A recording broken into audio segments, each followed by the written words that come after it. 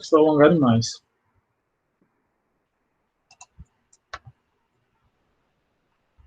E acho que você tinha comentado, Flávio, né, que tem dia que a galera tá entrando, tem dia que não, né? Tá tendo isso em todas as aulas? Ou como é que tá o povo?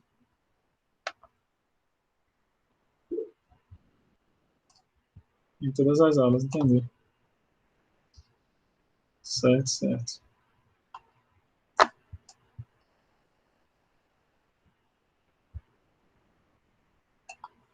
Como é, Francisco?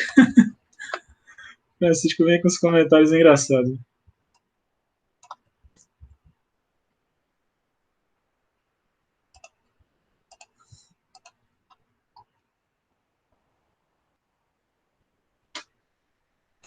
Então, deixa eu compartilhar com vocês. Ah, já chegou mais alguém, Maria Nazaré.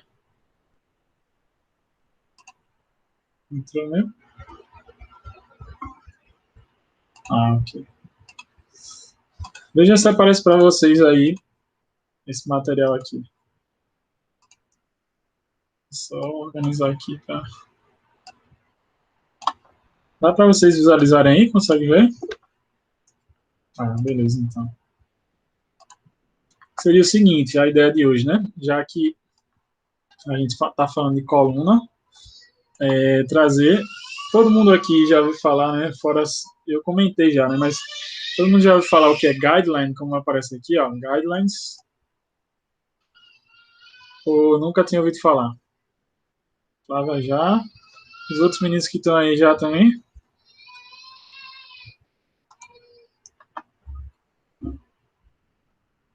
Só depois de falar. Quer dizer que antes não tinha falado em aula nenhuma.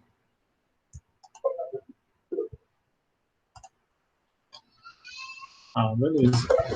Mas, seguindo as questões científicas que a gente já conversou e trazendo para o contexto de coluna, eu acho interessante mostrar para vocês, quis mostrar esse material aqui, né? Vamos falar um pouquinho do guideline. Quando eu mandar para vocês, existe o texto em inglês, como esse exemplo que está aqui, está em inglês, mas eu vou mandar para vocês também um documento, é o mesmo documento, só que está traduzido em português, dá para entender o contexto. Não é a tradução mais perfeita, eu vou mostrar esse de português para vocês, mas dá para entender quando eles falam aqui de tratamento. Então, o guideline seria uma diretriz, né, um direcionamento, boa noite, Lei, do tratamento da região cervical, nesse caso. E é um material mais atual, né, que existe, né, em 2017. Quando a gente pega livros, quando a gente vai ver sobre tratamento, né, dessa região, livro geralmente às vezes acaba tendo a informação desatualizada, uma informação de muito tempo atrás, porque quando é feito um livro, daqui que esse livro seja publicado, leva um tempo, não é tipo no mesmo ano que você escreve. Então, o que acontece é que às vezes acaba que a informação do livro não chega 100% atualizada. Livros de base, como por exemplo, livro de biomecânica, livro de anatomia, são sempre ótimos porque o nome já diz, né? São livros de base, para te dar uma base sólida do assunto. Mas para ver atualidades e o que está sendo utilizado hoje, é importante, né, que você procure materiais científicos assim confiáveis. E o guideline é um deles. Existem os guidelines, as revisões sistemáticas e os ensaios clínicos. Aí você vai ver que em relação à terapia manual é muito interessante, porque dentro do raciocínio que a gente já vem conversando, muita coisa que eu vou mostrar aqui já é o que eu já falo para vocês. E aí é um material, por exemplo, você tem a ideia de 84 páginas, mas não é que você tem que ler as 84 páginas, aqui eu vou dar uma resumida, né, do assunto. E, inclusive, vou tentar mostrar vídeo das técnicas relacionadas ao que a gente está vendo aqui. Então, é um material desenvolvido pela Sociedade Americana, né, de Ortopedia e Fisioterapia, American Physical Therapy Association. E aí, geralmente, nesse tipo de material, guideline, vou mostrar onde é que vocês encontram ele também, se vocês já não sabem, ele geralmente dá um resumo inicial, vou mostrar o do inglês aqui primeiro. Então, ele dá um resumo inicial com as principais recomendações, inclusive o nível, ó, não sei se você vê aqui, a letra A, a letra B, o nível de evidência científica em relação daquela informação. Eles fazem uma apanhada de um resumo dos principais tratamentos, seja para paciente agudo, seja para paciente subagudo e crônico.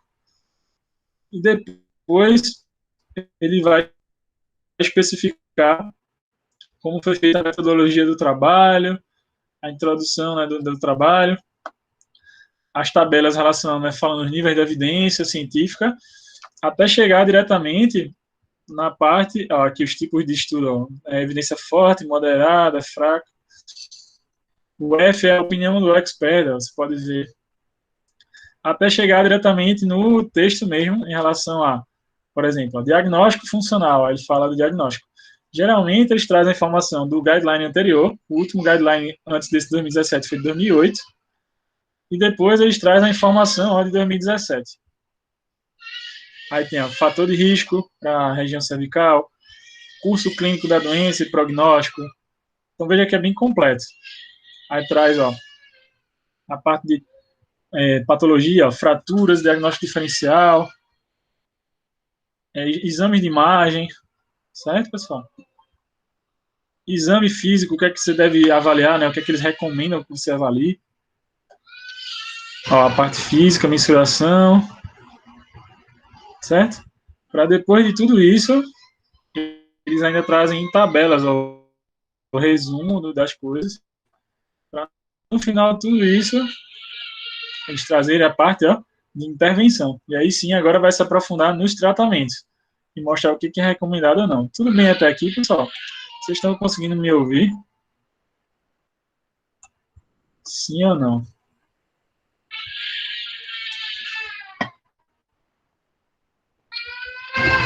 Vocês estão conseguindo me ouvir? Ah, ok. E estão conseguindo ver também o material, né? E aí eu vou trazer, obviamente, né, para o do português para ficar mais fácil. Você vai ver que algumas. Aí depois eles botam os autores, inclusive o que foi feito no tratamento de cada autor que eles colocaram nessa base aqui, nessa referência. Vou mostrar para vocês.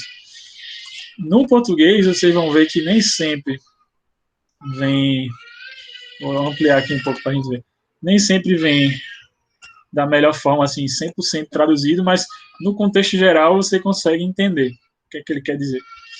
E se não der para ficar legal assim para vocês, vocês podem copiar o termo, joga no Google Tradutor da vida e consegue entender. E aí, ó, o resumo das recomendações que eles falam, por exemplo, em relação à característica anatômico-patológica e diagnóstico diferencial. Aí o que é que eles começam falando? Ó? Os profissionais né, da saúde devem realizar avaliações, identificar a clínica, os achados clínicos em pacientes com dor no pescoço e determinar o potencial para a presença de patologia grave. Por exemplo, se esse indivíduo tem infecção, tem algum envolvimento cardíaco, insuficiência arterial, insuficiência ligamentar na região cervical, disfunção de nervo craniano inexplicada ou fratura, que possivelmente pode ser o que a gente chama, né? Pode ser essas questões, pode ser o que a gente chama de bandeiras vermelhas, ou seja, contraindicações absolutas, ou pelo menos amarelas, seriam contraindicações relativas no processo. Então, se o paciente apresenta uma infecção grande, apresenta um problema cardíaco que, durante o processo, na hora da avaliação, você vai aferir a pressão dele e está muito alta, você não vai tratar, tem uma insuficiência importante, os tratamentos manuais geralmente melhoram o fluxo, você pode ter ou deve ter cuidado com isso. Ele já no início já orienta a verificar isso como diagnóstico. Se meu paciente tiver isso, ele nem é indicado para fisioterapia. Lembra numa outra aula que a gente falou de lombar? E eu falei para vocês sobre subgrupos, não foi isso? Nessa turma não falei sobre subgrupos? E aí o que acontece? Justamente nessa ideia de subgrupos, e existe o tratamento, né, a visão de subgrupos para cervical também, você vê que ele já de cara pergunta isso, né? Isso, pergunta que eu digo assim, esse paciente é para fisioterapia ou não? E se não for, ele tem que ser encaminhado para o serviço devido. E aí, por exemplo, sobre a parte de imagem, né? Devem usar né, diretrizes apropriadas existentes para tomar decisão clínica sobre o reenvio de consulta para estudos de imagem para dor, traumático e não traumático nas fases agudas e crônicas. Exame de imagem, pessoal, é sempre uma questão complementar. Lembra disso. O exame não é o principal elemento para a gente ter a tomada de decisão clínica e o que a gente vai usar como intervenção de tratamento. Mas sim para tirar uma dúvida. Será que esse indivíduo tem uma fratura importante? Né? Ele teve um acidente na noite e durante o dia você vai fazer o exame, ou sei lá, ou muito próximo. Ah, esse indivíduo tem um aneurisma, esse indivíduo tem uma coisa mais grave, e aí chama a atenção para isso, o exame. Mas fora isso, eu não preciso tratar o paciente baseado só nos achados do exame. Como, infelizmente, a maioria dos pacientes pensam, até por questões de que eu tenho hérnia de disco, eu estou limitado, eu estou incapaz. Não necessariamente. Quantas pessoas vão ter hérnias e vão ser assintomáticas? Tem uma porrada de gente. Ou eu vou ter escoliose, ou vou ter espondilolistese e consigo conviver com essas alterações, até porque a maioria das pessoas passam por esse tipo de patologia também.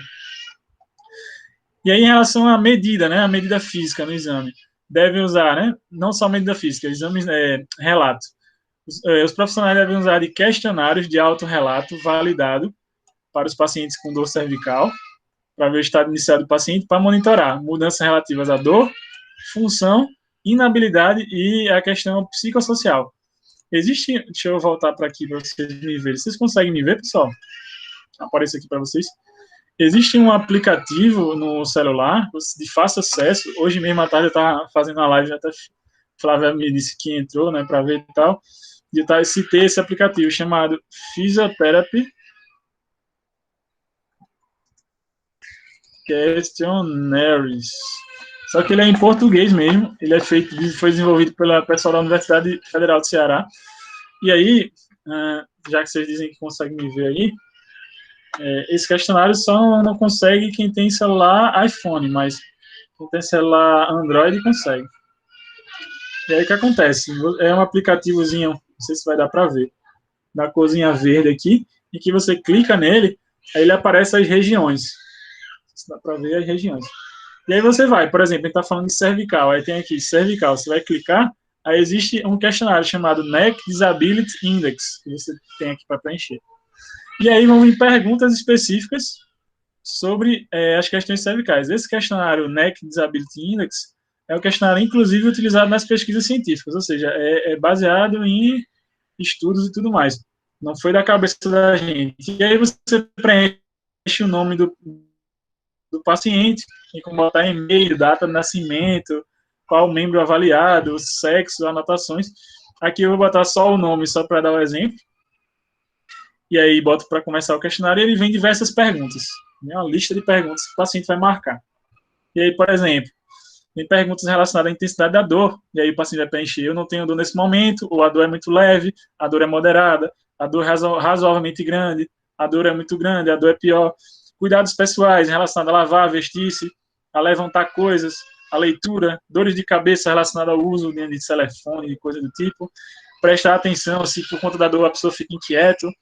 Trabalho, dirigir automóvel, dormir, diversão, e aí o paciente vai preenchendo. Eu vou aqui, exageradamente, colocar tudo de pior, só para a gente simular. E aí, quando eu preencho tudo isso aqui, só estou marcando aqui os piores resultados, só para a gente dar um exemplo.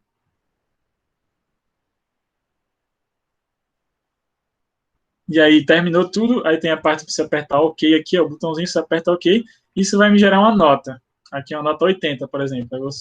E abaixo me dá o que quer dizer as notas do paciente. Então, por exemplo, aqui nesse Neck Disability Index, paciente que deu, aqui eu botei os piores resultados, deu 80%. Não foi totalmente os piores, mas deu 80% aqui. Um paciente que deu valores abaixo de 10% é um paciente considerado por esse questionário sem incapacidade. Um paciente que deu de 10 a 28%, incapacidade mínima, de 30 a 48%, incapacidade moderada, de 50 a 68% incapacidade severa e acima de 72% incapacidade completa. E aí, no meu exemplo, deu 80%. Então, só para vocês verem como que nesse exemplo aqui estaria extremamente difícil. Você tem como salvar, inclusive, o questionário, e aí tem aqui no seu aplicativo a parte salvos, e você consegue ver o questionário que você acabou de fazer. Você clica nele, ele abre o relatório. Você pode, inclusive, mandar para o paciente ou mandar para quem precisar. Pessoal, vou pedir para vocês só um minutinho, um minuto mesmo, rapidinho.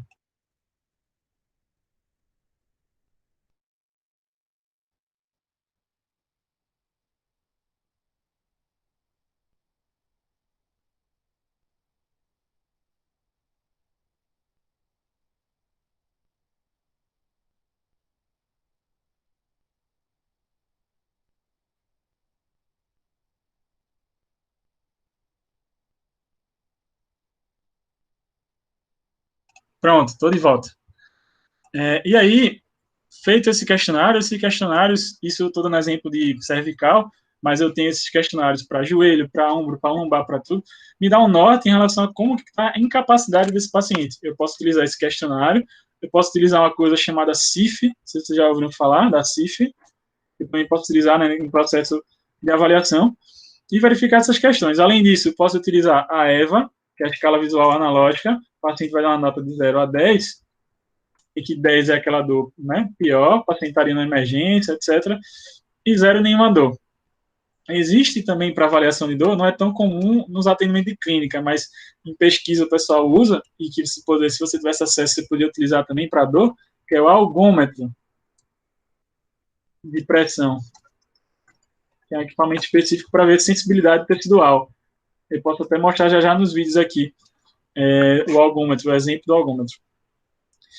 E aí, avaliador. Cuidado só com a questão de avaliador, porque tem pacientes que vão ou decorar a numeração e dizer que está sempre ruim, porque ele não quer sair da fisioterapia, ou, tipo, porque dor é muito subjetivo. O que é uma dor 8? O que é uma dor 5, 3? Entende?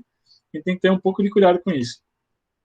E aí, feita essa parte, né, avaliei a dor, vi, né, a dor que o meu paciente apresenta naquele dia, preenchi os questionários, a gente parte para a questão, né, de os exames mesmo, específicos, né? Então, por exemplo, em relação à participação no exame, os profissionais devem verificar a utilização e limitação de atividade facilmente reproduzível. Então, por exemplo, em relação ao cervical, que tipo de movimento meu paciente não consegue fazer? Ou que tipo de função ele está com dificuldade por conta dessa dor?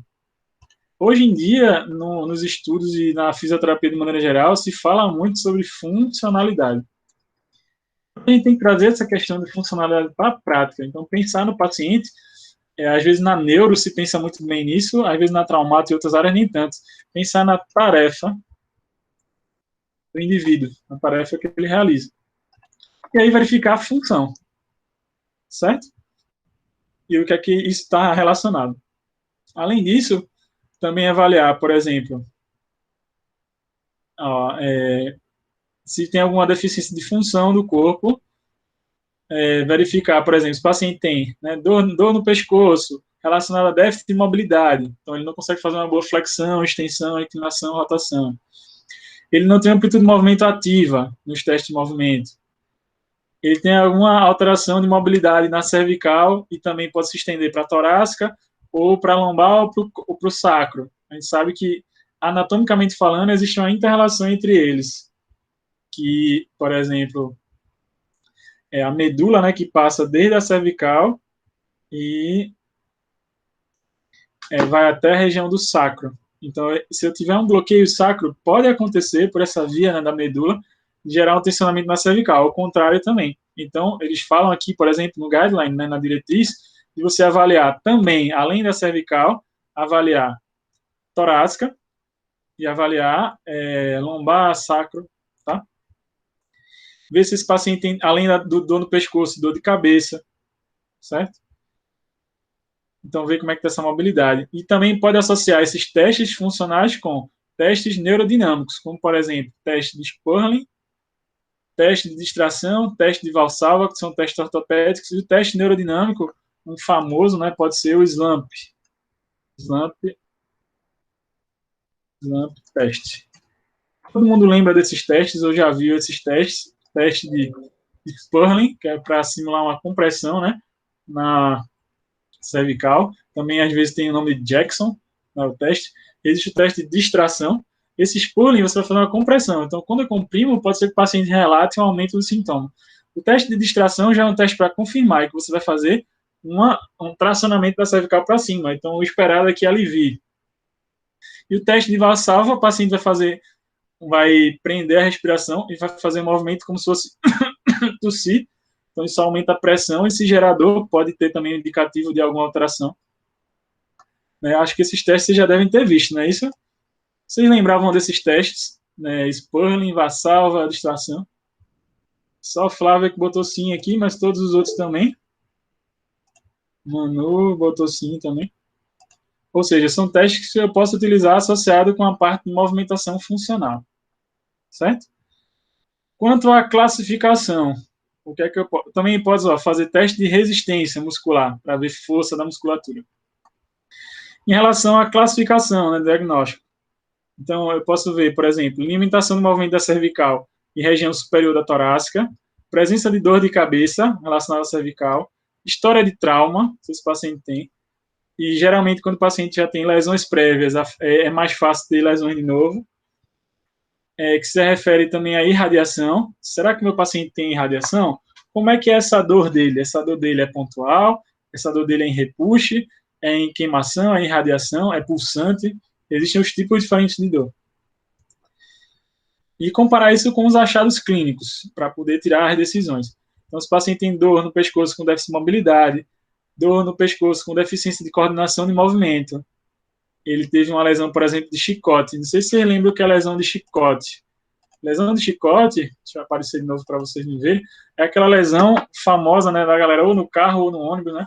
Imagina aquela galera que está lá no ônibus, dormindo, descansando, fechando os olhos, de repente o ônibus vai subir uma lombada muito grande, ou de repente tem uma batida ou algo do tipo, e aquele cliente, né, que está lá na região, faz aquele movimento brusco com a cervical, né, e gera o que a gente chama de lesão de whiplash,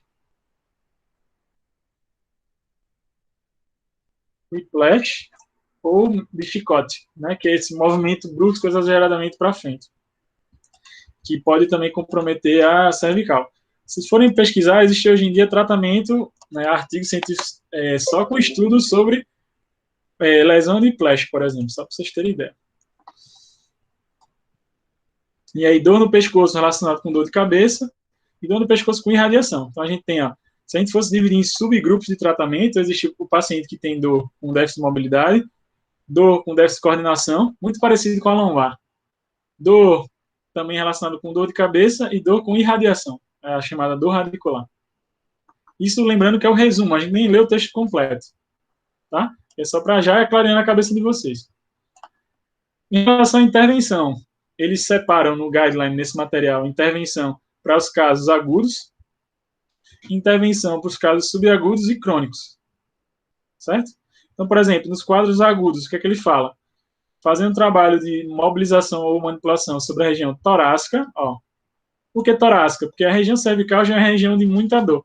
E lembra que eu já falei em aula para vocês que região de dor geralmente é uma região hipermóvel, né? Hiper é igual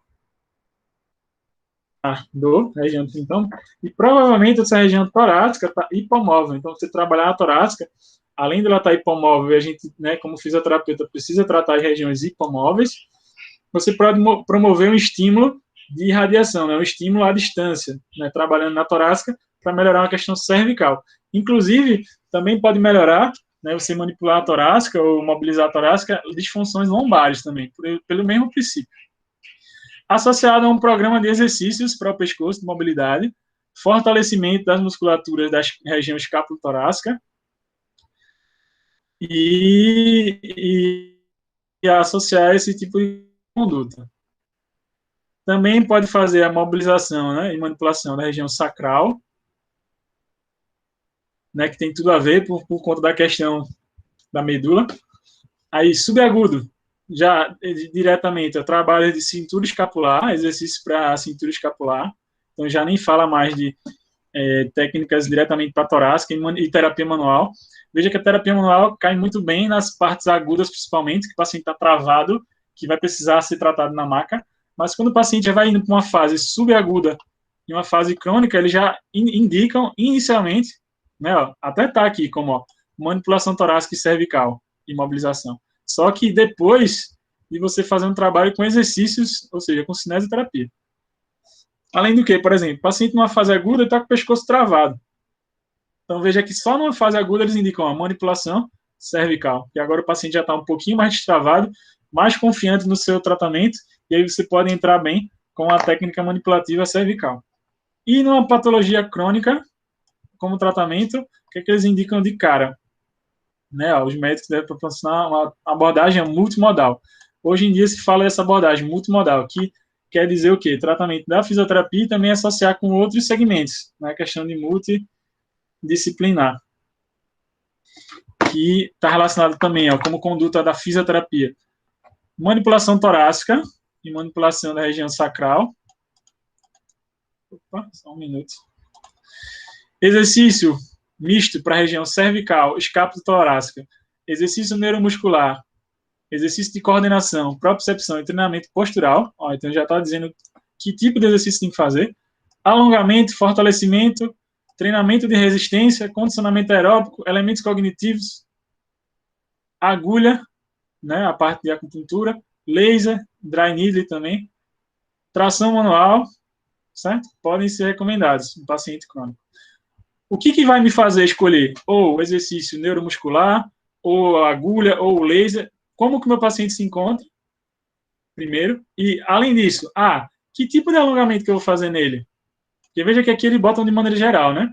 Exercício neuromuscular. Tá, qual é o exercício neuromuscular? Aí você tem algumas opções. Ou você pode ir nas referências do guideline, geralmente, aqui, que eles falam dos estudos, e procurar o estudo que ele referenciou aí, né, na parte que ele fala desse tipo de exercício, e aí procurar esse estudo. Provavelmente deve ser um estudo clínico, não um ensaio clínico, e aí está falando como que deve ser. Vou dar um exemplo na pesquisa daqui a pouco. É uma possibilidade. Ou começar a ler estudos clínicos que utilizam desse tipo de abordagem com a paciente cervical. Aí você vai ver como que eles estão utilizando hoje em dia na prática. Mas veja que está recomendado aqui, ó, terapia manual, exercício e uma parte de terapia, de eletroterapia, principalmente o laser. Veja que, na verdade, a parte, né, do laser está sendo recomendado aqui, ó. Não fala em TENS, ó. Observa que não fala em TENS, não fala em ultrassom. Por quê? Esse paciente já está crônico, ele já não tem mais inflamação. Para que eu vou estar usando, talvez, esses recursos físicos aí, né, recursos eletrotérmicos fototerapêuticos? Eu tenho outras coisas mais interessantes para fazer. Também pode pensar, ó, em questões relacionadas a abordagem de exercícios de endurance, estratégia de educação e aconselhamento dos pacientes, para que promova um estilo de vida ativo, ou seja, repouso não é uma recomendação, você observa, e ver os fatores cognitivos e afetivos, que entram naquela questão biopsicossocial que a gente já conversou. Será que isso influencia meu paciente? Se influenciar, a gente pode também tentar intervir, ou pelo menos encaminhar, indicar. Aí eles detalham mais coisas, ó, em relação a movimentos de coordenação para pacientes agudos. O que é que eles indicam? Então, eles indicam, né, esse tipo de, né, de coordenação, além da educação do paciente, ó, retorno à atividade normal precocemente, mais rápido possível, minimizar o uso de colar cervical, isso é bem interessante para casos de torcicolo. Acho que numa aula que a gente teve, se eu não me engano, eu contei minha história, né, que eu fui na emergência, e a primeira coisa que a médica quis dizer lá, né, para mim, quando eu cheguei lá com o pescoço travado e com muita dor, que eu estava com o início no torcicolo, que estava inflamando, e a orientação do hospital, né, da médica que atendeu, inclusive ela se formou na mesma faculdade que eu me formei, eu lembrava da fisionomia dela, né, do rosto, foi querer colocar um colar cervical em mim. O que quer dizer que a medicina não lê nada dessas diretrizes, porque observa uma das recomendações aqui na diretriz, minimizar o uso de colar cervical, ou seja, não usar ou usar o mínimo possível. Imagina que eu estou numa condição que eu estou com o meu pescoço travado, eu vou colocar um colar cervical. O que é que vai acontecer com o meu pescoço? Vai travar mais ainda, porque meu cérebro vai entender assim, tem alguém que está sustentando por mim, por que eu vou ficar trabalhando a musculatura? Vamos relaxar tudo de vez. E aí esse paciente vai piorar, inclusive. Então não é uma grande recomendação, a não ser que o paciente está com uma fratura, né? Passou por algo mais grave assim e precisa do colar, inicialmente. Mas o paciente teve um torcicolo, na minha prática, inclusive, e agora confirmando na pesquisa, né, ó, na parte científica diz, ó, não usa colar cervical, não é tão interessante.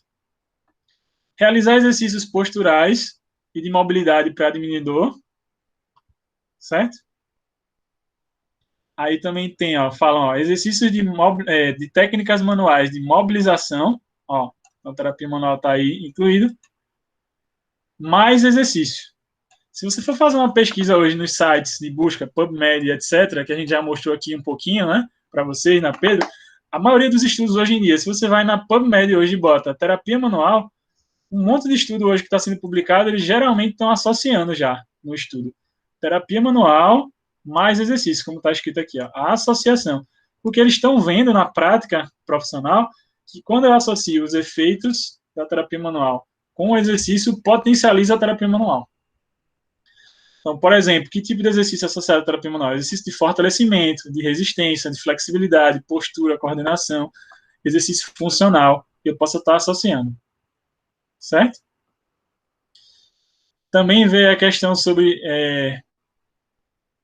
por exemplo, aconselhamento precoce, exercício de instrução e educação para que o paciente faça os exercícios em casa, programa de exercício abrangente, incluindo força, resistência e coordenação.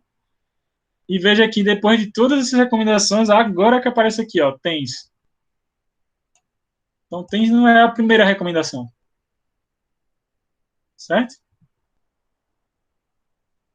Para pacientes crônicos, isso está se falando em quadro agudo, tá, pessoal? Agudo, que ele ainda cita aqui, ó, o TENS, tá? Caso crônico, aí o que é que eles indicam? Primeiramente, a educação do paciente, aconselhamento com foco em segurança, encorajamento, prognóstico e controle da dor, que é o que hoje você vê nos materiais que o pessoal fala sobre autoeficácia ou autogestão, ou seja, que o paciente possa ser elemento ativo. Hoje em dia também se fala muito de deixar os atendimentos menos passivos, ou seja, menos só na maca, e mais ativos, mesmo que eu utilize terapia manual, mas com movimento associado, engajado. Princípio de mobilização, combinando com o programa individualizado, progressivo e submáximo de exercício, ó, incluindo reforço cérvico-torácico, resistência, flexibilidade e coordenação, e utilização de terapia comportamental cognitiva, que também estava no material do lombar. Então, veja que está casando muito, ó, o tratamento cervical com o lombar. E entenda, pessoal, mais uma vez, quando eu mostro isso aqui para vocês, isso aqui é só uma diretriz, é só uma direção para vocês, principalmente quando você está vendo que, assim, eu estou perdido no tratamento, não sei por onde ir. Recorra a isso. Porque vou fazer uma pergunta para vocês, por exemplo, em relação aos tempos que a gente está vivendo hoje, de Covid e tudo mais. Você gostaria de receber um tratamento se você tivesse com a Covid? Espero que não. Um medicamento, que seja, que nunca foi testado e comprovado? Podem me responder aí no chat ou falando, ou que seja. Vocês gostariam de receber um tratamento medicamentoso para quem está com Covid que nunca foi testado ou comprovado? Então, por que a gente quer propor na fisioterapia tratamentos que nunca foram testados e comprovados? Estou dando só um exemplo. Que não tem validação científica que realmente funciona nas pessoas. A gente tem que repensar sobre isso, concorda? Mas não de uma maneira, assim, agora eu vou mudar tudo. Não assim. Sim de uma maneira passiva e tranquila. Por exemplo, porque ó, existem patologias que entram no que a gente chama de história natural da doença. Ou seja, por exemplo, falando da dor lombar e da dor cervical, vão ter pacientes que vão melhorar 100% da dor, se você não fizer nada, depois de 3 meses. Imagina que você foi fazer um tratamento, um exemplo, de crochetagem ou de liberação instrumental no seu paciente e você fez esse tratamento com essas terapias aqui durante 3 meses. Quem me garante que realmente foi a crochetagem, a liberação instrumental que melhorou o meu paciente? Ou será que não foi a história natural da doença? Ele já iria melhorar de toda forma. A gente precisa refletir sobre isso, já que a gente está num âmbito acadêmico, né, num âmbito profissional, de formação profissional de vocês. Pode ser que, inclusive, nada disso aqui tenha sido o responsável pela melhora. Só que existe também o que a gente chama de efeito placebo, em que o paciente pode acreditar que aquilo realmente é o que fez bem, e, no entanto, não necessariamente é o que fez bem. Então, o que é que eu posso dar de dica para vocês, já que a gente está, e tentar mesclar a questão da técnica da terapia manual, a prática, por isso que eu já mostrei vídeos para vocês aqui, e a ideia seria a gente estar praticando, infelizmente, né, estamos nessa situação de pandemia, e associar com a ciência, porque eu não posso querer propor para o meu paciente e vender um tratamento para ele, eu estou dizendo que é correto, na verdade, sem que realmente for testado e seja algo bom para ele. Você concorda comigo? Já que vocês botaram aqui que não gostariam de receber um tratamento que nunca foi testado, o paciente da mesma forma, só que ele acha, na cabeça dele, que ele não conhece, que tudo aquilo que a gente está usando com eles foi testado, comprovado e aprovado. E não necessariamente é verdade. Infelizmente, porque na fisioterapia existe a galera que cria um método e quer utilizar esse método em todo mundo. É um grande problema que a gente tem. E aí acaba que o cara quer defender fielmente isso e a gente sabe que não existe método perfeito. Na verdade, eu tenho que combinar tudo que eu tenho de recursos para melhor tratar esse paciente. Mas quando a gente pode fazer isso, alinhando com o que já foi testado e comprovado, eu vejo hoje em dia como o melhor caminho. Você aliar as duas coisas. Certo? Então, por exemplo, por que não já ofertar para o paciente a terapia manual que eu vou trabalhar com ele, né? Já que a gente está na disciplina de terapia manual. Por que não ofertar para ele as melhores técnicas que já foram testadas e viram assim, que tem efeito no paciente? Sei lá, a mobilização, a manipulação, musculoenergia. Quando você vai ver os estudos de ensaio clínico, na maioria das vezes eles utilizam exatamente essas técnicas que a gente mostra para você. Eu posso dar exemplos aqui, eu abri os sites e os artigos e mostrar.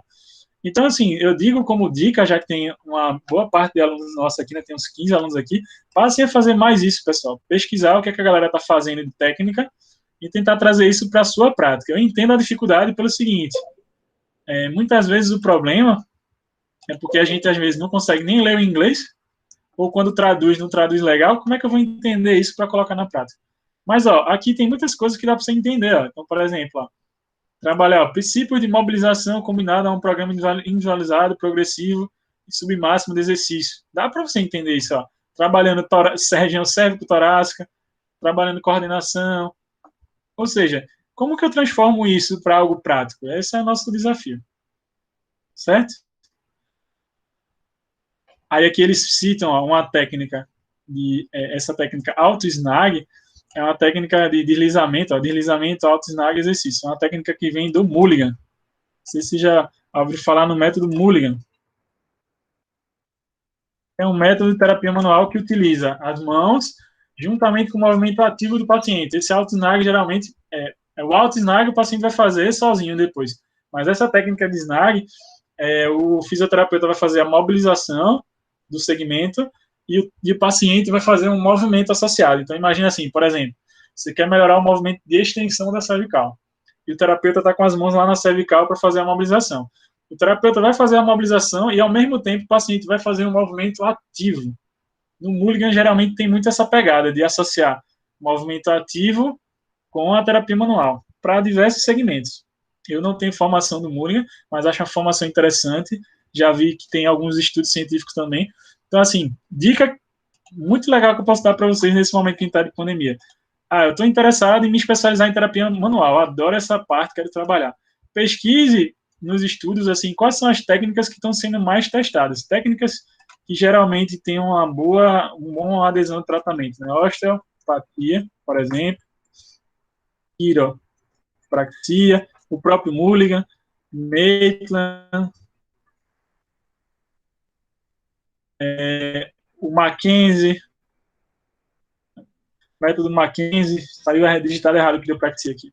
O método Mackenzie, e hoje em dia está muito em alta mesmo o PNF, que é o FNP, né? Facilitação neuromuscular proprioceptiva. Mas por quê? O PNF associa também justamente essas questões de terapia manual, com contato manual, com o exercício neuromuscular e de controle motor. Então se vê muito bom resultado nisso.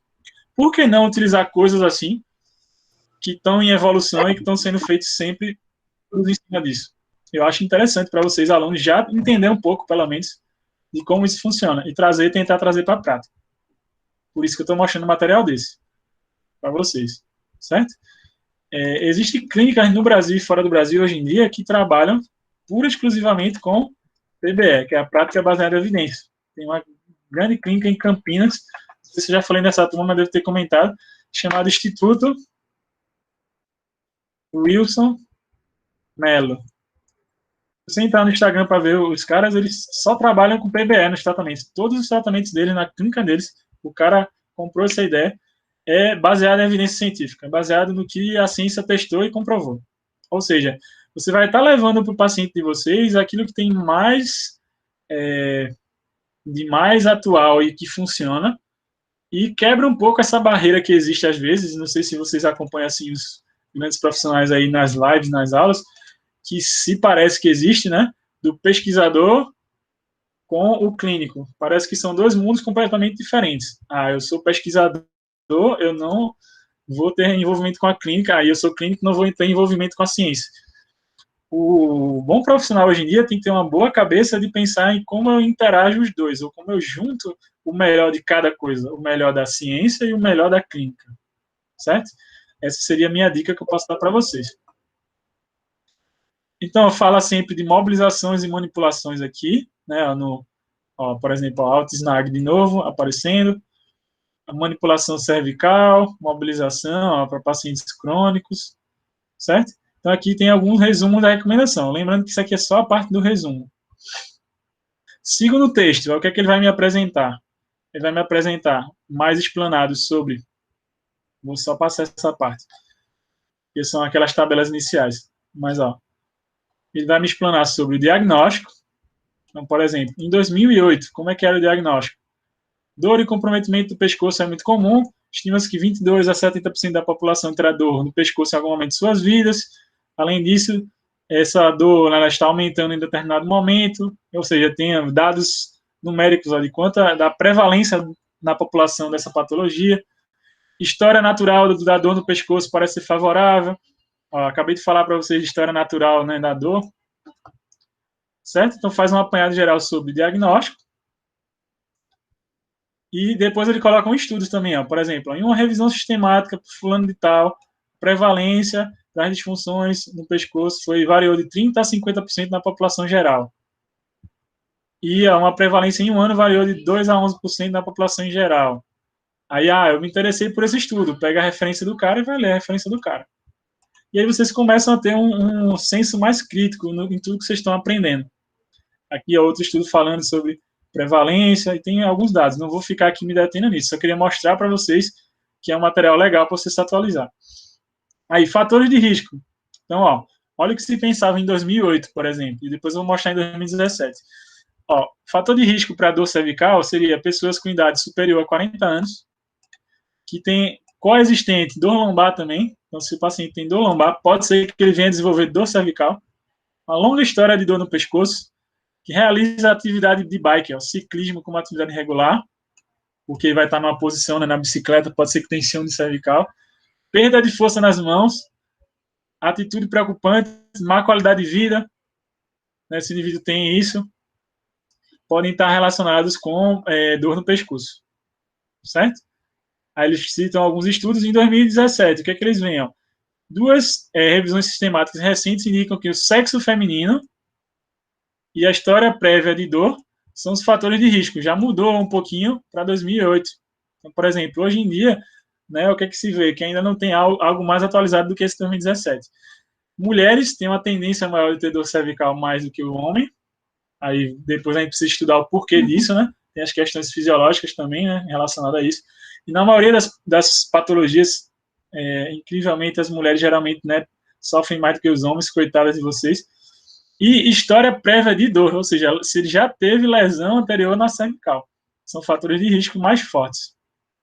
Certo? Mas também pode estar relacionado com o tipo de trabalho, em relação ao escritório, como é a função dele no trabalho, idade avançada, demanda de trabalho alta, se tem histórico de tabagismo. Isso é interessante você ler. Meu paciente fuma. Será que isso pode ser um fator de risco para ele desenvolver uma dor cervical? Está mostrando aqui no material para você. História prévia de dor lombar também pode ser um fator de risco. Ele já teve uma dor lombar e agora está evoluindo para uma dor cervical. Pode ter alguma coisa a ver? Pode ser que sim. Vamos entender também, pensando na anatomia e fisiologia, por que isso acontece. Mas aqui está te mostrando que é comum isso acontecer. Evolução clínica e do curso, né, clínico diagnóstico. Aí ele fala um pouco sobre essa parte, o que é que acontece, né, nos pacientes. Certo? E aí dá exemplos de estudos. O que é legal do material desse, que sempre ele tem, exemplo de estudos. Alguém que foi lá e testou e te mostra isso. Certo? Tudo bem até agora, pessoal? Tranquilo ou não? Aí, prognóstico clínico. Aí também fala fatores prognósticos mais comuns, São, ó, trauma, o paciente tem trauma agudo, pode ser que tenha alguma questão, a lesão de Plasch que a gente citou, certo? Vou ver que alguém escreveu alguma coisa. Tudo tranquilo, né? Beleza. Ó, colisão de automóvel, e aí vai ter a lesão do whiplash, certo? Aí também falando sobre fatores prognósticos aí, em outros tipos de exemplo, certo?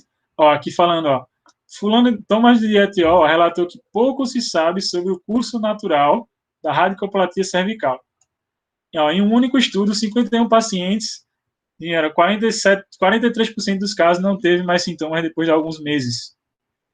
29 e 27% com dor leve e mais incapacitante, respectivamente. Um follow-up de até 19 anos, ó, 19 anos depois desse ano, de 1963 para lá. Em vários estudos mais recentes, relatam evidências de baixo nível de um curso natural mais favorável, com resolução dos sintomas ao longo de semanas a meses. Vocês conseguem entender isso aqui, pessoal? Veja o que está escrito nesse material. Está dizendo aqui, ó, o autor aqui, que existe uma melhora se você não fizer nada de tratamento natural da doença, que pode ser de semanas a meses. Por exemplo, a 3 meses. Então, 3 meses depois que o paciente teve o primeiro episódio, pode ser que ele já nem tenha mais a dor na cervical, sem ter feito tratamento algum. Qual a função, então, do tratamento fisioterapêutico, na verdade? É acelerar esse processo ou recuperar mais facilmente o paciente. Mas veja que se você não fizer nada, ele vai melhorar da mesma forma. Então, por que não a gente tentar propor para o paciente de vocês uma terapia manual e uma cinesioterapia, os tratamentos da fisioterapia em si, que sejam efetivos e que acelerem essa recuperação? Esse é o objetivo, certo? Aí, ó, por exemplo, aqui, ó, em 2017, o que eles dizem? Ó? A evolução clínica, ó, em condições traumáticas agudas, os médicos esperam indivíduos terem ó, de 1 a 3 trajetórias prováveis. Ou eles têm problema leve de recuperação rápida, 45% dos indivíduos, ou problemas moderados, mas com alguma recuperação incompleta, 40% dos indivíduos, e graves problemas com nenhuma recuperação, só 15% dos indivíduos. Então, a grande maioria, ó, 45 mais 40, 85% dos casos ó, vão melhorar. Talvez 15% é que não melhore, independente do resultado. Vocês conseguem entender isso aqui que está escrito? A recuperação pode ocorrer mais rapidamente nas primeiras 6 a 12 semanas após lesão, com desaceleração considerável depois né, de recuperação após 12 meses. Ou seja, a gente se questionar aí, né, a gente como profissional, isso, eu e vocês futuramente, será que o que a gente está fazendo na fisioterapia para esses pacientes está sendo efetivo mesmo, de fato? Ou eles entram naquela questão do efeito placebo e do tipo assim, poxa, eu estou fazendo algo, mas o meu paciente já ia melhorar de toda forma. Não estou dizendo que é fácil isso, é um pouco complexo, mas entende que existe sim, aqui ó, eles testaram isso, ó, uma recuperação natural das pessoas, certo? Tudo bem quanto a isso?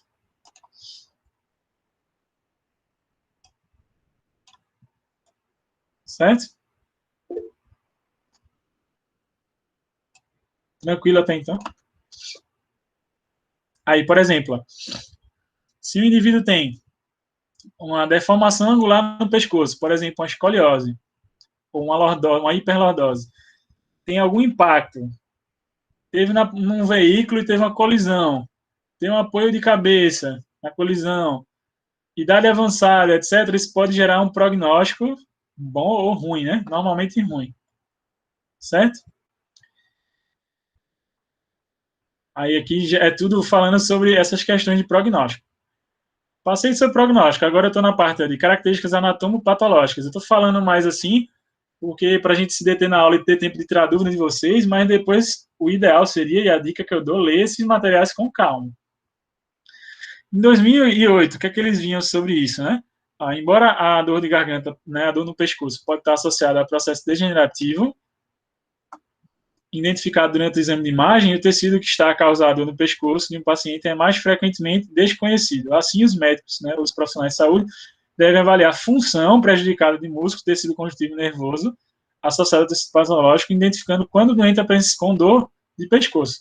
Ou seja, ele está dizendo que não necessariamente o exame vai ter algo que vai solucionar o teu problema. O exame ele apenas é complementar. Ele diz ó, que deve avaliar a função, é mais importante. Certo? Existem inúmeras estruturas anatômicas na região cervical que podem ter a alteração. Músculo, ligamento, estrutura neural. Então, no exame, para identificar isso, é muito difícil, embora que a medicina insista em fazer isso. A gente da fisioterapia não deve fazer isso, e sim focar na função. Certo? Porque vão ter pacientes que vão ter hérnia, que vão ter osteófito, protusão, caramba, e mesmo assim não tem dor nenhuma. E outros que têm uma leve protusão e tem muita dor. Então, o exame de imagem sozinho não me determina nada. Tá? Embora, geralmente, para ver essas condições, se indica a ressonância magnética, porque vê partes moles. A radiografia, que é o exame mais fácil de se ver, geralmente o que é ruim da radiografia é porque só vê partes ósseas. Certo? Ok? E aqui ele fala da condição de exames. Seguindo mais, eu quero que a gente priorize na parte de tratamento, que para vocês é importante. Eu tenho o exame físico, né, a parte que eu posso utilizar. Então, eles falam para usar o questionário NEC Disability Index, esse NDI, quer dizer, o NEC Disability Index, aquele questionário que eu falei para vocês, e citam aqui também a CIF, que eu falei para vocês também, né, em relação ao tratamento. Certo? O que mais que eu posso acrescentar aqui? Verificar dor, função, inabilidade e a questão psicossocial, né, biopsicossocial, como a gente já comentou lá em cima. Aí eles também falam ó, que pode se utilizar né, no estudo. O NEC Disability Index é um que sempre está citado, mas também tem ó, o questionário SF12, SF36, a EVA, que é a escala de dor, também pode ser utilizadas para avaliar né, os pacientes com dor cervical. Certo? Além das medidas físicas, e aí entra né, a questão de mobilização da cervical, ver os movimentos funcionais e aqueles testes que a gente falou lá em cima, né, Sporling, Valsalva, etc. Aqui só está explicando melhor né, a partir de estudos científicos. E aí, depois de tudo isso, entra né, nesse material, guideline, eles dão um resumo, ó, então, por exemplo, o que é que você encontra num paciente que tem déficit de mobilidade? O que é comum como alteração de ser encontrado? Ele dá um resumo. No paciente que tem déficit de coordenação, o que é comum você encontrar? Um paciente que tem dor de cabeça associada, o que é comum encontrar? E o paciente que tem a dor irradiada. Você pode, inclusive, dividir, né, ou separar meu paciente nos subgrupos. Se ele é o subgrupo alteração da mobilidade, subgrupo coordenação, subgrupo dor cervical associado com dor de cabeça, ou subgrupo com dor irradiada. Vocês conseguem entender que vão ser tratamentos diferentes, pessoal, dessas pessoas, por mais que doer cervical, que é um paciente que tem dor irradiada, provavelmente eu vou utilizar técnicas também de mobilização neural, pensando na terapia manual, para tratar nessa questão do nervo, que está comprimido. Pacientes que têm déficit de mobilidade, possivelmente as técnicas de mobilização e manipulação vão ser super bem utilizadas aqui. Então, a recomendação vai ser as manipulações e mobilizações, porque o paciente tem déficit de mobilidade, restrição articular. O paciente que tem déficit de coordenação, o que é que vai ser mais recomendado para ele? Com certeza, exercício, pessoal, para melhorar a coordenação. Vocês entendem que o tratamento é diferente aí do que eu já estou falando para você. Tá? Aí eles mostram né, essa divisão, inclusive ó, com orientações. Ó. Exatamente o que eu falei, veja só. Paciente com déficit de mobilidade, qual é a indicação? Ó? Manipulação torácica, mobilização, ó, depois exercício. Então eles botam para agudo, subagudo e crônico. Paciente com déficit de coordenação. A primeira coisa que eles botam ó, é educação e aconselhamento do paciente e exercício, porque esse paciente tem alteração de coordenação. Paciente que tem dor de cabeça, fazendo a terapia manual, ó, que é a técnica SNAG, que é a técnica do Mulligan, que ele recomenda. Manipulação, mobilização, primeiramente, no quadro agudo. No quadro crônico, manipulação torácica, cervical, e já entra também com exercícios, ó, fortalecimento, exercício de resistência neuromuscular, certo? Ó, a terapia manual combinada com o exercício de alongamento, ó, reforço, resistência. E no indivíduo que tem a dor irradiada, eles indicam ó, exercício no quadro agudo, indica laser para melhorar a questão neural, principalmente a curto prazo, e exercício combinado na crônica, alongamento e reforço dos elementos de terapia manual para a região, mobilização, manipulação, e não está diretamente aqui, mas vocês poderiam fazer as técnicas de mobilização neural também, nesse paciente. Certo? E aí depois ele entra na diretriz, no guideline, falando exatamente sobre as intervenções. Ali foi um resuminho, aqui eles vão falando sobre as recomendações. Então, por exemplo, ó, deixa eu ir para onde... Aqui, inclusive, o que é legal, eu gosto muito dessas tabelas quando aparecem nos trabalhos, porque eles geralmente têm assim, ó, tem o fulano de tal, né, e o estudo, o que eles utilizaram, certo? Como foi o estudo, o que é que usou de técnica. Ó, foi nesse exemplo aqui, ó, de Conrado e colaboradores, acho que é Conrado. Pacientes com dor cervical, houve benefício comparado ao controle, a utilização de 1 a 4 sessões de manipulação, teve uma redução no longo prazo, etc. Então, vocês conseguem ver, inclusive, os protocolos utilizados. Isso é legal para vocês alunos. Começar a ver o que é que foi utilizado pelas pessoas aqui. E aí ver o que é que você pode utilizar na prática clínica. Por quê? Qual é o problema quando a gente pensa assim, não seguir dessa forma? E veja, você falando de terapia manual, por exemplo. Em relação à terapia manual, existem milhares de técnicas. Existe técnica para músculo, técnica para articulação, técnica para nervo, técnica para fáscia, certo? Técnica para cada coisa. Tá, no meu paciente, primeira pergunta, né? Aí para a gente já mostrar alguns vídeos e mostrar outras coisas. Primeira pergunta, aonde é que eu vou mexer? Por exemplo, ele chegou com a dor cervical, vou tratar inicialmente na cervical? Primeira pergunta. Segunda pergunta, além disso, que tipo de técnica eu vou fazer? Vou fazer uma técnica articular, uma técnica muscular, miofacial, neural? Eu preciso saber quem que tá causando o problema, concorda? Pode ser que mais de um desses esteja participando do problema, eu tenho que tratar em todos eles? Sim. Então, quando eu tenho um material que me mostra algo, inclusive para eu não fazer o seguinte também, porque imagina, o paciente chega com a dor cervical, torcicolo, aí você mexe na cervical, mexe na cabeça, mexe nos ombros, mexe na torácica, na lombar, até o pé, sai mexendo em tudo. Você concorda comigo, não sei se você concorda comigo, que também vai ter um excesso de estímulo aí, eu mexi em tudo, em todas as articulações existentes do indivíduo, e isso é ruim.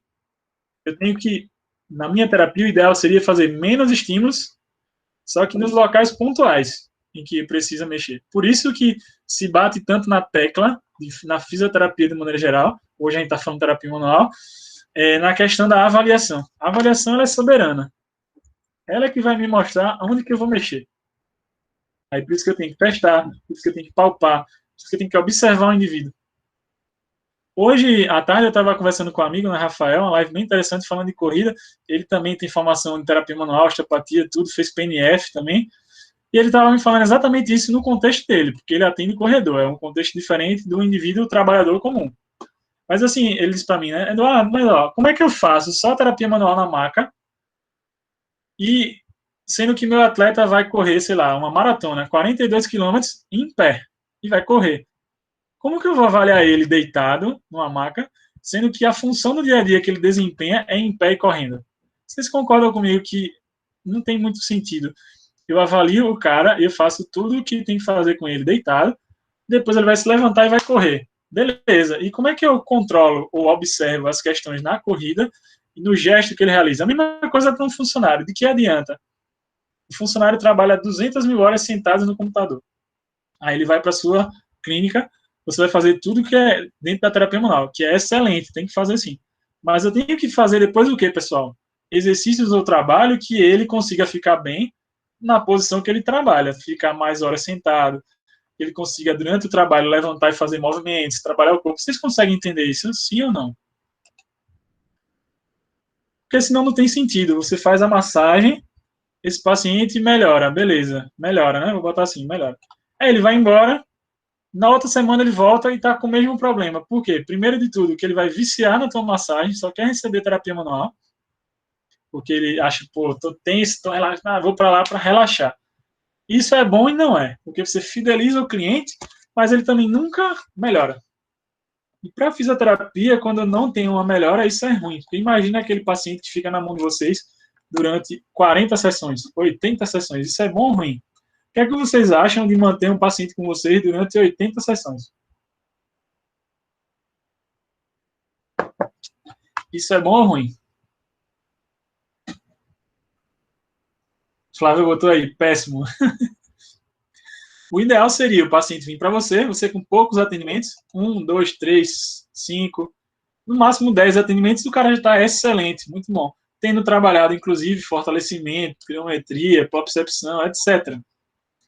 Muitas vezes não é possível, porque o paciente às vezes vem, um atendimento, dois, ele já está melhor da dor, que é o que ele veio procurar a gente, e ele pega, vai o quê? Vai embora.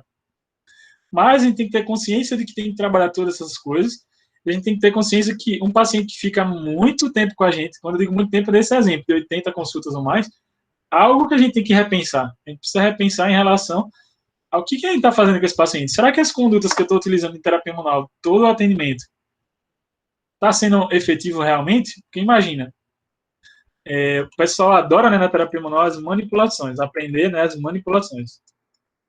É ótimo, com certeza, tem seu efeito e para determinados pacientes vão ser ótimas condutas.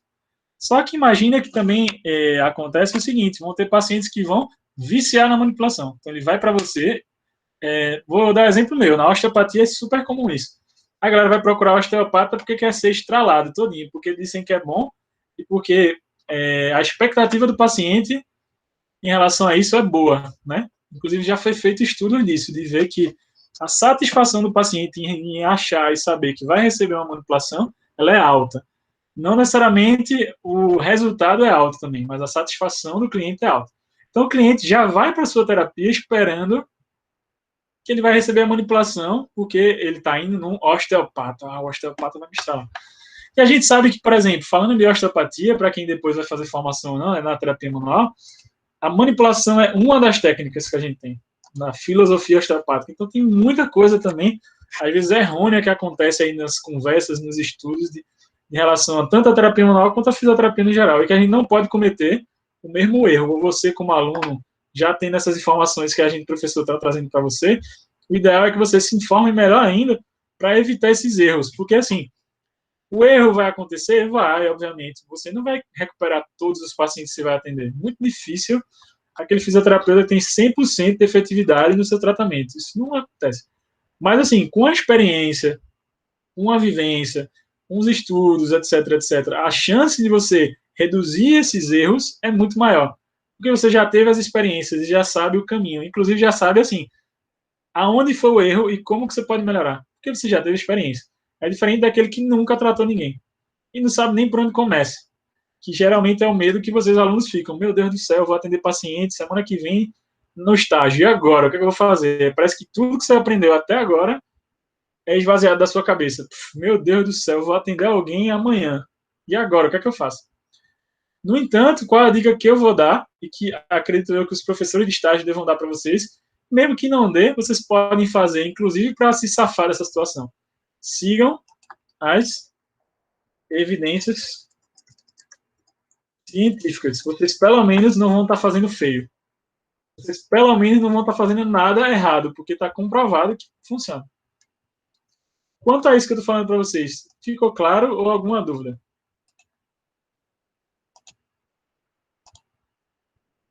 Pessoal, vocês estão me acompanhando e estão entendendo ou não? Ou está tranquilo, não está?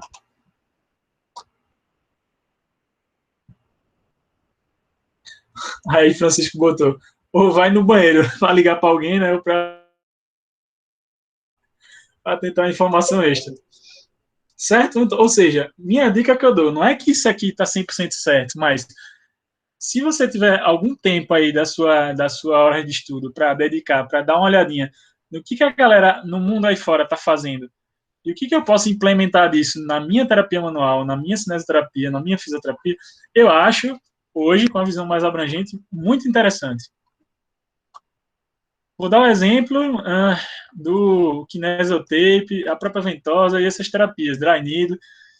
Eu gosto de falar assim, que elas são muito boas como complemento. Complementar. E nada mais. Por quê?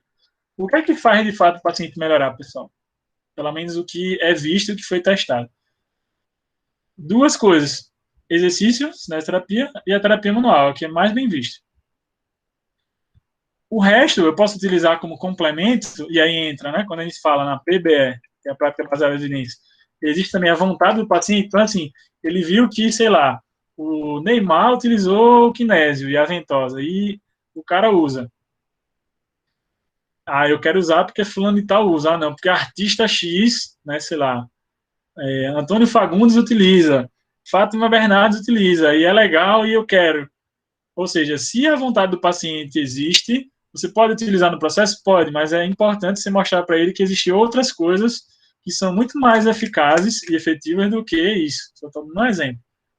E, claro, você pode colocar isso no atendimento porque é vontade dele, vontade do paciente receber também. Só que você já está isento se der qualquer coisa ruim, porque você informou para ele que isso não seria o melhor possível. Já existe estudo, por exemplo, hoje em dia em relação ao kinésio, mostrando o seguinte, claro, aí alguém pode dizer assim, pô, professor, falando mal do kinésio, não necessariamente, veja só, o kinésio tem evidências positivas nas partes linfáticas, por exemplo. Linfática. Tratamento linfático, o kinesiotape tem bons resultados científicos, mas para outras coisas não. Então, por exemplo, já foi visto estudo para tratamento lombar com utilização do kinésio, por exemplo, em que o kinésio ia gerar uma melhora, um exemplo, de 40% daquela dor lombar. Só o fato de botar o kinésio. E em outra população, pegaram, né, grupos, um grupo usou kinesiotape, outro grupo utilizou, por exemplo, o esparadrapo. E esse grupo que utilizou o esparadrapo teve uma melhora de 39%. O que quer dizer que a melhora do kinésio em relação ao esparadrapo foi de 1%. Vocês concordam, pessoal? Ou seja, vocês já acham que uma melhora de 1% relacionada a outra coisa foi efetivo de fato? Isso não sou eu que estou falando, é o que o estudo científico mostra. Você acha que algo que melhora 1% foi uma melhora considerável? Sim ou não? Aqui não estou falando, defendendo ou criticando nada, só estou colocando para a gente refletir, tá? Você acha que uma melhora de 1%, Manu disse tudo agora, insignificante. Ou seja, será que eu vou perder tempo ofertando para o meu paciente algo, como o Manu falou aqui, insignificante? Ou eu vou procurar algo que seja realmente de resultado que o paciente melhore? O que é que vocês preferem? Eu estou jogando a bola para você pensar. Como terapeuta e como paciente, você quer receber algo insignificante no seu tratamento ou você quer receber algo que realmente melhore e funcione? Aí é engraçado, né? Que todo mundo bota. Eu não, eu não, eu não. Então a gente não quer. Então, o que é que eu dou de dica para vocês novamente? Se a gente não quer, então não oferte para as pessoas algo que também não vai ser bom para elas. É uma outra dica que eu posso dar. Então, como que a gente vai se informar de algo que é melhor? No livro, não é que o livro é ruim, como eu já falei, não é ruim, só que qual é o problema do livro? A informação ela está atrasada. E nos artigos, quer queira ou quer não, as informações, por exemplo, existe estudo já publicado esse ano, 2020, 2019, que vai trazer a informação do que hoje em dia está sendo testado daquilo ali. Então você pode pelo menos ler, pelo menos para ter uma visão crítica do negócio, para ver assim, peraí, então quer dizer que o que eu estou fazendo, isso aqui é bom, isso aqui não é. Então você já começa, na verdade, pessoal, como se fosse selecionar, né? Separar o joio do trigo. Ah, isso aqui é bom, isso aqui não é. Isso aqui é bom, isso aqui não é. Então vou trabalhar mais com isso aqui. E obviamente vou ver. Ah, sei lá, Francisco vai fazer tratamento. Será que para o caso de Francisco o mais ideal seria um exemplo, o exercício. Mas quando Francisco chegou, não foi o que funcionou. O que funcionou foi a terapia manual. Um exemplo. Pode acontecer? Pode, obviamente que pode. Mas eu pelo menos já parto daí com o norte do que pode ser que funcione com Francisco, com Manuela, com Carla. Eu tenho que ter essa segurança para trabalhar. Porque imagina você ir para um tratamento, como diz o Matuto fala, né? Segue em tiroteio, sem saber o que eu vou fazer. Meu Deus do céu, eu vou lá, qualquer coisa eu jogo para a pessoa e vou ver se dá certo ou não. Você acha isso legal? Do ponto de vista ético, inclusive? Concorda que não é legal você ofertar ao paciente qualquer coisa, vou chutar aqui um tratamento. Não é legal. Por isso que a gente insiste tanto em falar de avaliação, por isso que a gente insiste tanto em falar de você testar o tecido, palpar, inclusive para saber aonde você vai mexer. Por exemplo, pensando na cervicalgia, quem estava falando há pouco, né, dor cervical. Você concorda comigo que se eu pegasse, sei lá, aqui tem 16 pessoas no chat aqui agora.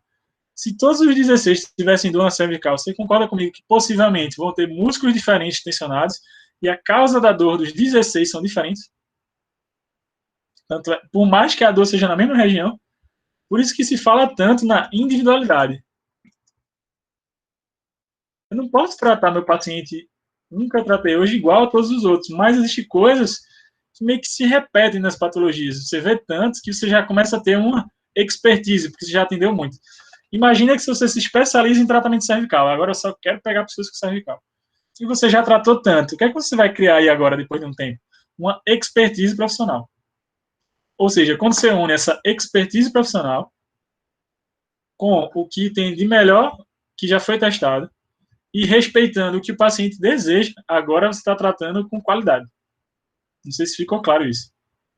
E não estou dizendo que é fácil, é complexo demais, inclusive. Vão ter erros, vão. A gente vai tentar fazer o melhor para acertar, não é simples. Mas eu também penso assim, né? Hoje em dia, e já vinha pensando e a construção foi melhorando na minha cabeça. Esse tempo de pandemia é bom porque faz a gente refletir em muita coisa. O que eu quero ofertar de conduta para o meu paciente? Eu quero ofertar uma conduta que ele melhore. Isso é o que todo mundo deseja, obviamente. Mas será que o que eu estou fazendo, eu tenho certeza absoluta que está melhorando ele? Aí eu jogo para vocês, né? Será que eu tenho certeza? Como é que eu vou ter essa certeza, inclusive? Tem uma coisa que eu comentei hoje à tarde também, inclusive. Eu preciso quantificar meus tratamentos. Ou seja, sei lá, meu paciente chegou, eu vi, medi com um goniômetro para ver quanto de flexão que ele tinha, quanto de extensão, quanto de inclinação lateral e quanto de rotação. Utilizei as condutas e vou avaliar depois os mesmos parâmetros para saber o que? Se o que eu utilizei como conduta melhorou essa alteração funcional do início. Vocês conseguem entender? Eu preciso ter esse dado na minha mão. E, infelizmente, na grande maioria das vezes, os profissionais não anotam isso. Quanto que o paciente tem de dorsiflexão do tornozelo? Quanto que o paciente tem de agachamento? Quanto que o paciente tem de flexo-extensão? Será que tem diferença? E o quanto que seria o ideal que esse paciente tivesse? Para eu poder ter um parâmetro. Ah, meu paciente melhorou da dor, ele tinha uma dor 10. Imagina, eu estou fazendo tratamento com uma terapia manual, só um exemplo. E aí o paciente tinha uma dor 10, ele melhorou para uma dor 8, para uma dor 9. Você acha que foi uma melhora grande? Não foi, né? Foi insignificante quando o Mano fez. Falou. Agora vamos imaginar o seguinte: o paciente fez um tratamento manual e saiu de uma dor 10 e foi para uma dor 3 agora. Ele baixou 7 pontos na EVA. Esse tratamento foi eficaz, pessoal? O que, é que você acha? Baixou de 10 para 7. Claro que foi. Só que você acredita que o paciente também pode dizer para você assim: mas minha dor não zerou total. Mas caramba, você fez um tratamento que o cara vivia com dor 10 e agora ele está com a dor 3. E agora, além da dor 3, ele melhorou funcionalidade. Ele melhorou o dia a dia dele. Será que não foi importante o que você fez? Só que a gente precisa fazer o quê, pessoal? A gente precisa quantificar, porque a partir da quantificação eu consigo mostrar para o meu cliente que o que a gente está fazendo está melhorando não só a dor, porque ele vem preocupado com a dor. Mas você mora, olha como você era antes e olha como você está agora. Isso é importante para a gente mostrar para os pacientes. Então, a dica que eu dou para vocês, quantifique tudo o que você está fazendo, antes e depois. Claro, no início, quando vocês vão avaliar os pacientes de vocês vão levar um tempão. Mas com o passar do tempo, com a experiência, vocês vão ficar mais pontuais. Mas essa quantificação é importante, inclusive, para se mostrar, não, ó, o que eu fiz aqui, ó, está baseado na ciência, na literatura, e inclusive melhorou o meu paciente. Olha aqui o antes e depois. Então você tem um dado mais preciso de quanto que ele melhorou. Quantos por cento que ele melhorou, de fato. É uma dica que eu posso dar para vocês.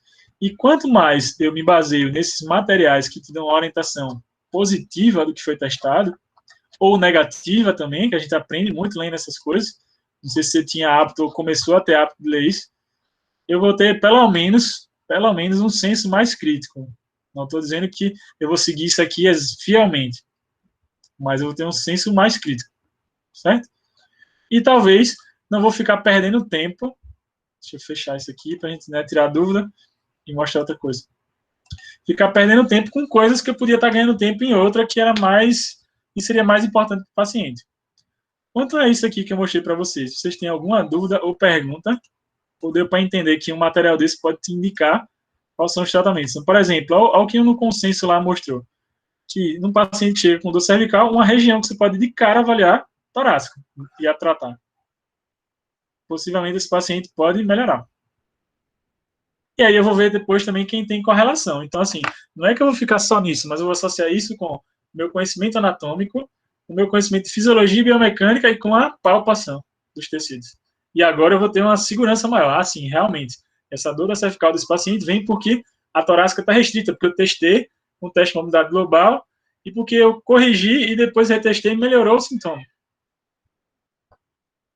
Ou seja, a gente precisa colocar mais dessas coisas nas nossas intervenções, tanto na parte avaliativa quanto na parte de intervenção. E aí agora sim vai fazer sentido você vir, deixa eu compartilhar com vocês aqui.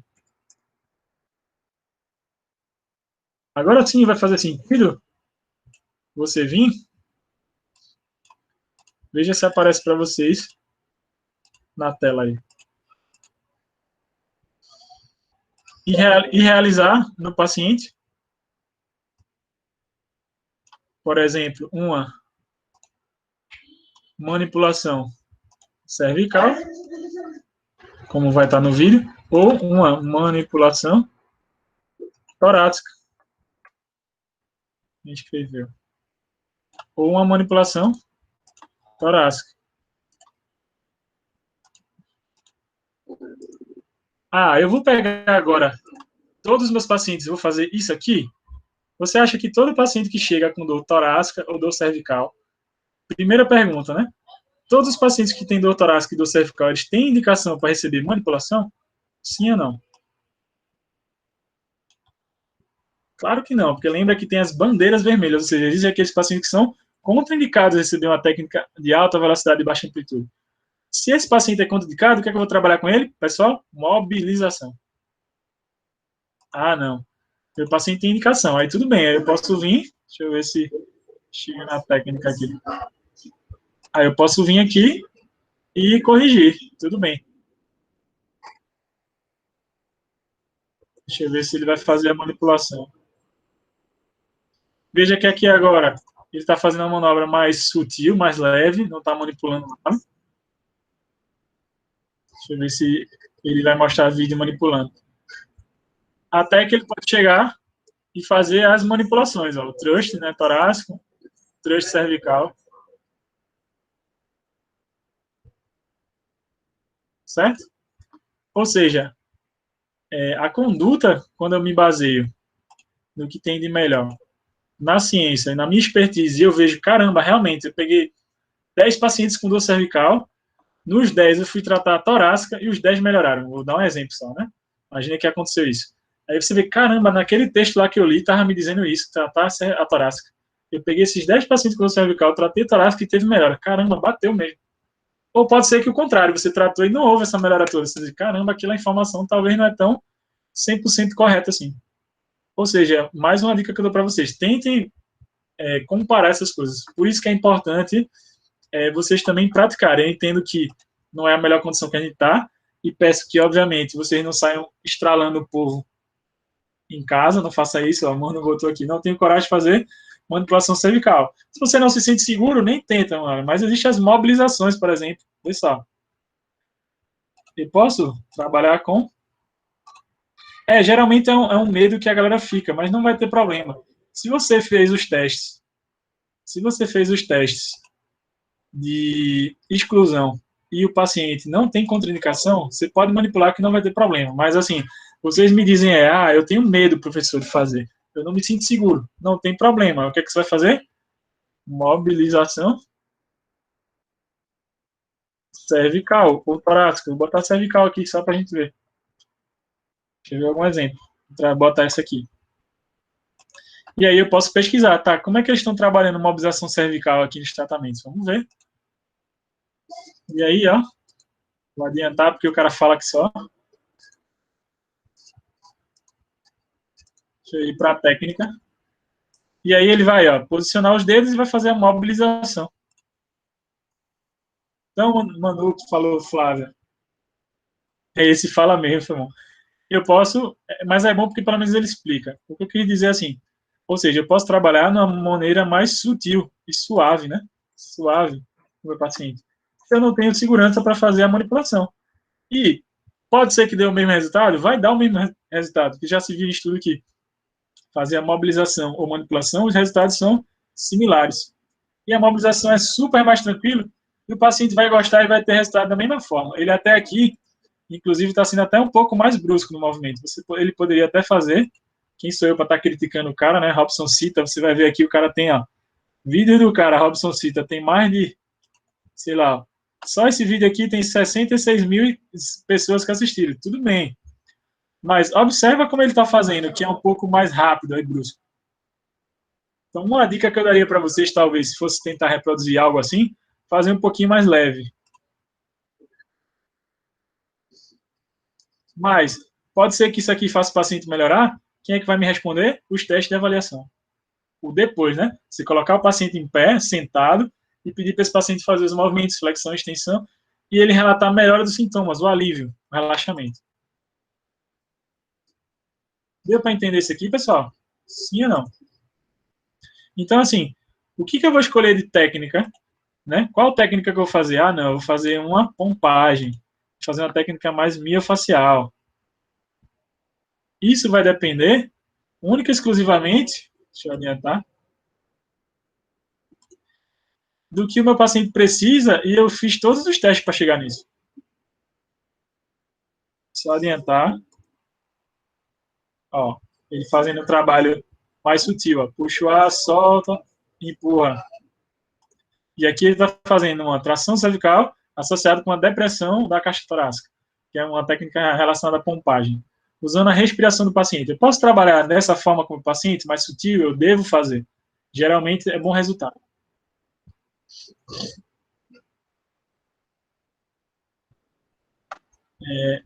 O que geralmente eu tenho visto, né, e vejo na minha prática clínica, e juntamente com os estudos e tudo mais, que as técnicas mais suaves são mais bem absorvidas pelo paciente. Os pacientes, no geral, gostam mais de técnicas mais leves. Existem aqueles pacientes que gostam do tranco, né? Que gostam daquela coisa mais bruta. Mas a grande maioria prefere as técnicas mais suaves. Então, por que não propor para o meu paciente técnicas assim que sejam agradáveis para ele, que sejam agradáveis dele receber? Então, eu tenho que levantar tudo isso, pessoal, no meu raciocínio clínico. Então, é uma coisa que o fisioterapeuta às vezes se preocupa pouco. Raciocínio clínico. Ou seja, como que eu vou utilizar aquela técnica que eu aprendi no curso X que eu fiz? Eu fui fazer X formações, gastei um dinheiro do caramba, inclusive, quando a gente fala assim, desses artigos, é bom para vocês, inclusive, saber o que você vai investir ou não, e não gastar tanto dinheiro quanto eu gastei, quanto outros professores de vocês gastaram, para a gente só gastar dinheiro com aquilo que realmente vai me render, financeiramente, inclusive, algo bom. E também até que ponto, né, as minhas experiências vão me levar. Só que o que é interessante que eu vejo muitas vezes? A galera enche de fazer curso, então o cara faz osteopatia, Maitland, Mulligan, Busquet, qualquer curso de terapia manual que aparecer, o cara vai lá e se inscreve. Só que ele se esquece de uma coisa chamada raciocínio clínico. Tá, beleza, eu tenho todas essas ferramentas agora. Estou cheio de ferramentas na minha mão. Tá, em que momento eu vou usar isso? Em que momento eu vou usar aquilo? Em que momento eu vou usar aquilo outro? Ou seja, ele tem a ferramenta, mas ele não sabe utilizar, ele não tem o raciocínio clínico. Raciocínio clínico se constrói como, pessoal, pensando, entendendo o que o paciente tem, e aí usando as estratégias, e aí vai valer a pena eu ter todos esses recursos que eu tenho. Então, são várias coisas que vocês precisam refletir quando você pensa no tratamento do paciente. Primeiro, esse paciente é para fisioterapia? Sim ou não? Segundo, em que fase ele se encontra? É agudo, subagudo, crônico? Terceiro, qual o melhor tratamento para o meu paciente? E aí eu vou, em cima disso, fazendo as adaptações específicas para aquela pessoa. Quando eu consigo fazer isso? Utilizando a ciência ao meu favor, excelente. Alguém tem alguma pergunta relacionada a isso? Sim ou não? Tudo bem mesmo, pessoal. Ficou claro? Não saiam com dúvida. Não quero que vocês venham para cá e saiam com dúvidas. Que dúvida vai existir? Vai, mas que pelo menos seja direto no que vocês precisam. E aí, eu quero saber mais, professor, me aprofundar mais nisso, me interessa por terapia manual, amo terapia manual, não sei se alguém aqui é desses aí, né, do time, eu sou, né? Eu tô aqui, né, não é à toa que eu dou aula disso, porque eu amo esse negócio. Ah, mas eu quero ver se realmente funciona ou não. Vamos lá. Ou o que está sendo feito, eu vou pesquisar. Só para você ter ideia, e aí eu fecho a nossa aula aqui, né, nesse raciocínio que a gente vem construindo. Deixa eu compartilhar com vocês. Aparece para vocês aqui a tela? Sim ou não? Me respondam aí, por favor. E aí eu vou na base de dados. Lembra, a gente tem várias. Eu sugeri para vocês a Pedro, mas aqui eu vou mostrar o PubMed. Então, se eu entro na PubMed aqui, no Mesh, isso eu boto no tradutor. Eu já usei tanto que já está salvo aqui para mim, mas só para você entender. E eu quero pesquisar sobre terapia manual. Ó. Vou botar terapia manual, que é o nosso tema. Vou botar do português para o inglês. Aí eles dão uma tradução que é o Manual Therapy.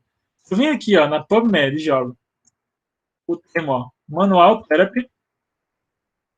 Para vocês terem ideia. Aí ele me dá o termo similar, que é manipulação musculoesquelética. Então, tudo que tiver trabalho sobre esses termos, ou sobre esses termos similares aqui, ó, Manual Therapy, Massagem, Rolfing, etc., ele vai trazer para a gente.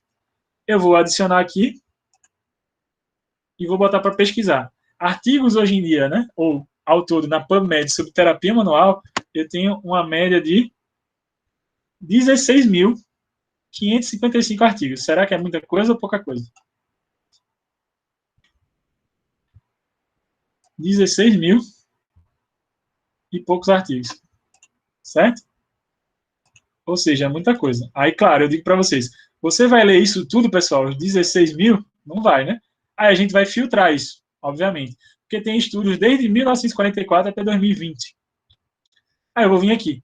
Vamos ver quantos estudos de terapia manual tem no último ano, ó. Um ano. Aí eu vou colocar. Existem, ó, 250. Então, se você quer se atualizar sobre o que está sendo feito de terapia manual em diversas patologias, aqui eu nem coloquei filtro. Tipo assim, terapia manual para ombro, terapia manual para joelho, para coluna. Se você quiser, você pode colocar. Que aí vai ser mais específico ainda. Só coloquei terapia manual. Mas, ó, existem 250 estudos, ou seja, isso de 2019, tá, pessoal? Do último ano. O que quer dizer que se você daqui para o final da pandemia, ou daqui para o final do ano, ler esses 250 estudos, você leu tudo de ar que existe de mais atual sobre terapia manual no último ano. Só para você ter ideia.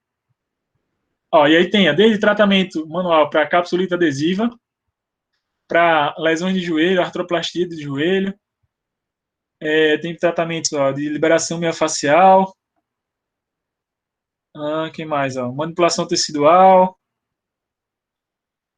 e várias coisas. Exercício manual associado, né, versus kinesiotape, né, ou cinesioterapia, ou geralmente ou eles botam versus ou botam associado, e aí eu vou ver o que é que está tendo, o que é que está sendo estudado, inclusive.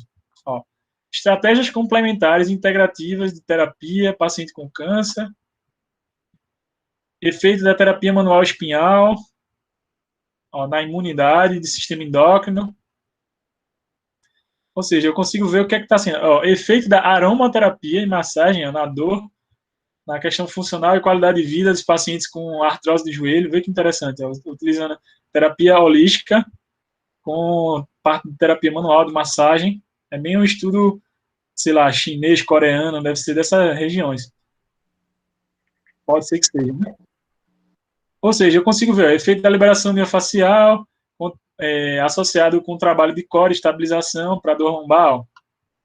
E eu vou vendo o que está sendo visto. Se eu quiser especificar, botar para lombalgia, para ombro, eu posso colocar.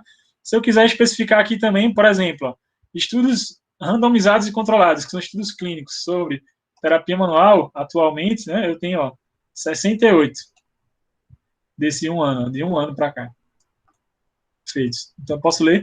O que é legal você ler do estudo clínico? Vou abrir esse aqui que é gratuito, só para a gente ver. É que, geralmente, no estudo clínico,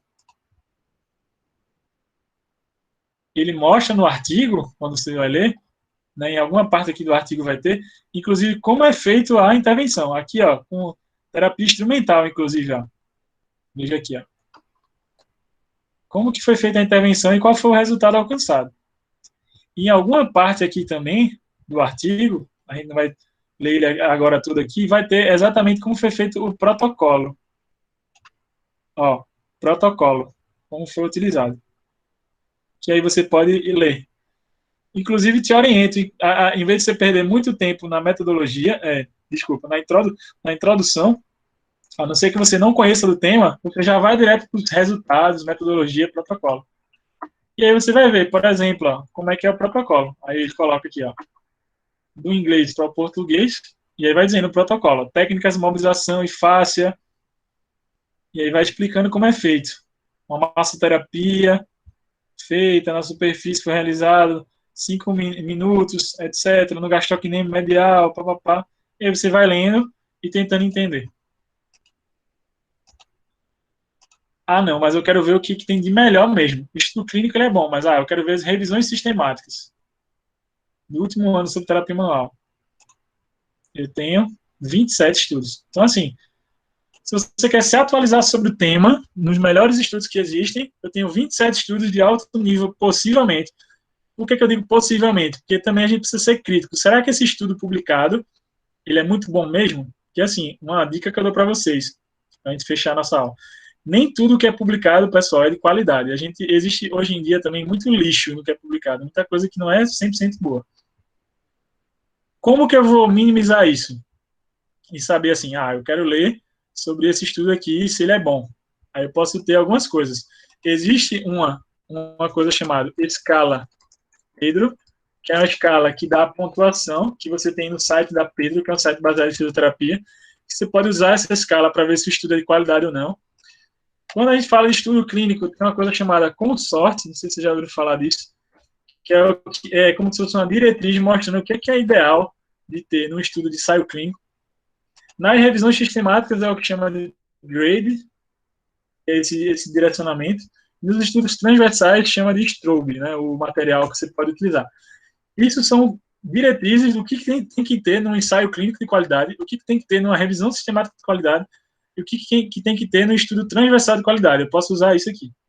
Posso usar a escala Pedro e posso analisar a questão estatística. Aí entra, não sei se vocês pagaram a disciplina de estatística, o que você entende ou não sobre números. Se você não entende, você pode pesquisar por essas coisas. Mas, assim, geralmente, se é um estudo que separou em grupos, é um estudo que randomizou os pacientes, alocou os pacientes, cegou o estudo, fez um critério, comparou a terapia com outra coisa. Você pode possivelmente confiar porque ele fez todo o processo metodológico que existe sobre aquele tipo de trabalho. Então, possivelmente é um bom trabalho. O que é legal dessa escala Pedro, ou da Pedro, quando você pesquisa a base de dados de fisioterapia Pedro, deixa eu entrar lá rapidinho. Está aparecendo a página para vocês aqui. Tá, não tá? O que é legal da Pedro, que eu acho particularmente, só é o seguinte, e quando você vai procurar aqui na busca avançada, e você bota, vou botar terapia manual, né? Manual, terapia. E você vai pesquisar, você pode colocar, eu quero guidelines sobre terapia manual, revisão sistemática e ensaio clínico. Vou botar ensaio clínico. E vou botar dos últimos anos, 2015 para cá, dos últimos 5 anos. Quando eu boto procurar, vamos ver o que ele me dá. O que é legal da Pedro é que ele me dá uma nota do trabalho e ele bota para vocês dos melhores estudos para os piores. Veja, nota 10, nota 9, vai baixando, 8. E o que é que eles consideram na nota Pedro ideal? Até a nota 6. Então, estudos que têm nota 5 para baixo, você nem precisa ler. E a Pedro é legal porque ele já dá para vocês os estudos clínicos do melhor para o pior. Então, possivelmente, claro, pode ser que esteja algum erro metodológico aqui, algum erro nesses estudos, mas a chance é mínima, porque são estudos bem avaliados na pontuação. É outra coisa que a gente pode considerar. Ou seja, pessoal, para eu fechar isso aqui de hoje, quando eu consigo compreender um pouquinho essas coisas, então minha dica que eu dou é reassista essas aulas que a gente está tendo, pelo menos essa parte de busca, etc. Você vai ter um olhar mais crítico sobre aquilo que você está fazendo. Não, realmente está sendo feito, é bom, o que eu vi nos trabalhos, na maioria, nunca leve em consideração um trabalho só. Sempre leve em consideração mais de um. Então, na maioria dos estudos estão se utilizando dessa forma. Então, eu posso utilizar, sim, aquilo que o professor me mostrou, porque vários locais testaram e viram que aquilo funciona. Ficou claro isso, pessoal? Como dica, então estou dando uma dica preciosa para vocês. Gastem mais tempo da vida de vocês acadêmica buscando, primeiro, informações de qualidade. Segundo, se questionando o tempo todo, tipo assim, será que aquilo que está sendo ensinado para mim realmente funciona ou não?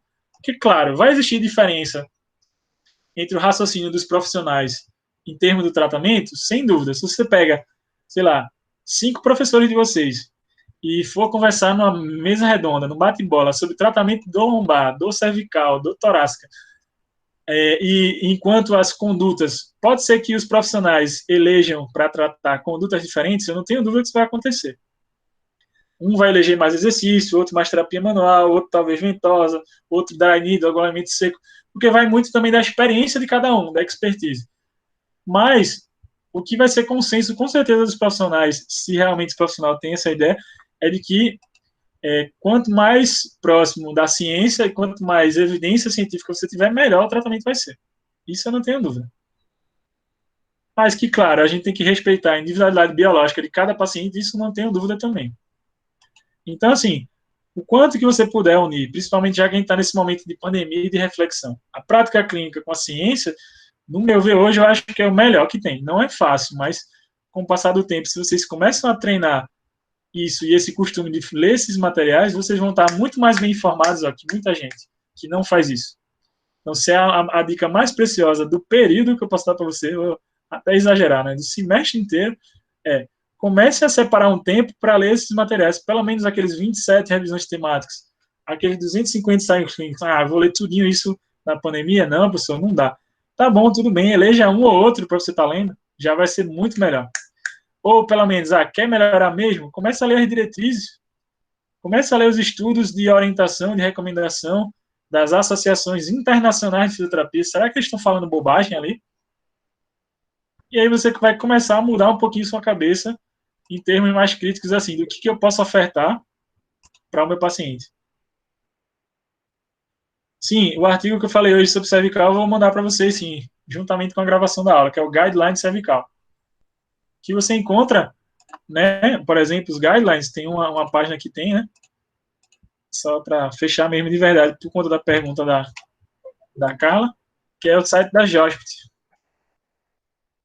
É o Jornal de Fisioterapia, né, da Americano de Fisioterapia. Nesse site da JOSPT, o que é legal desse site, ele já distribui para os profissionais, quem quiser ler, os principais guidelines de todas as patologias, de joelho, túnel do carpo, lesão ligamentar, tendinite de Aquiles, dor de joelho, de lesão meniscal e cartilagem, dor cervical, vai ter aqui guideline para dor lombar, etc., dor de ombro, shoulder pain, ombro, capsulite adesiva, e você pode ir comparando os trabalhos. Isso vai ser muito legal, pessoal, se você fizer.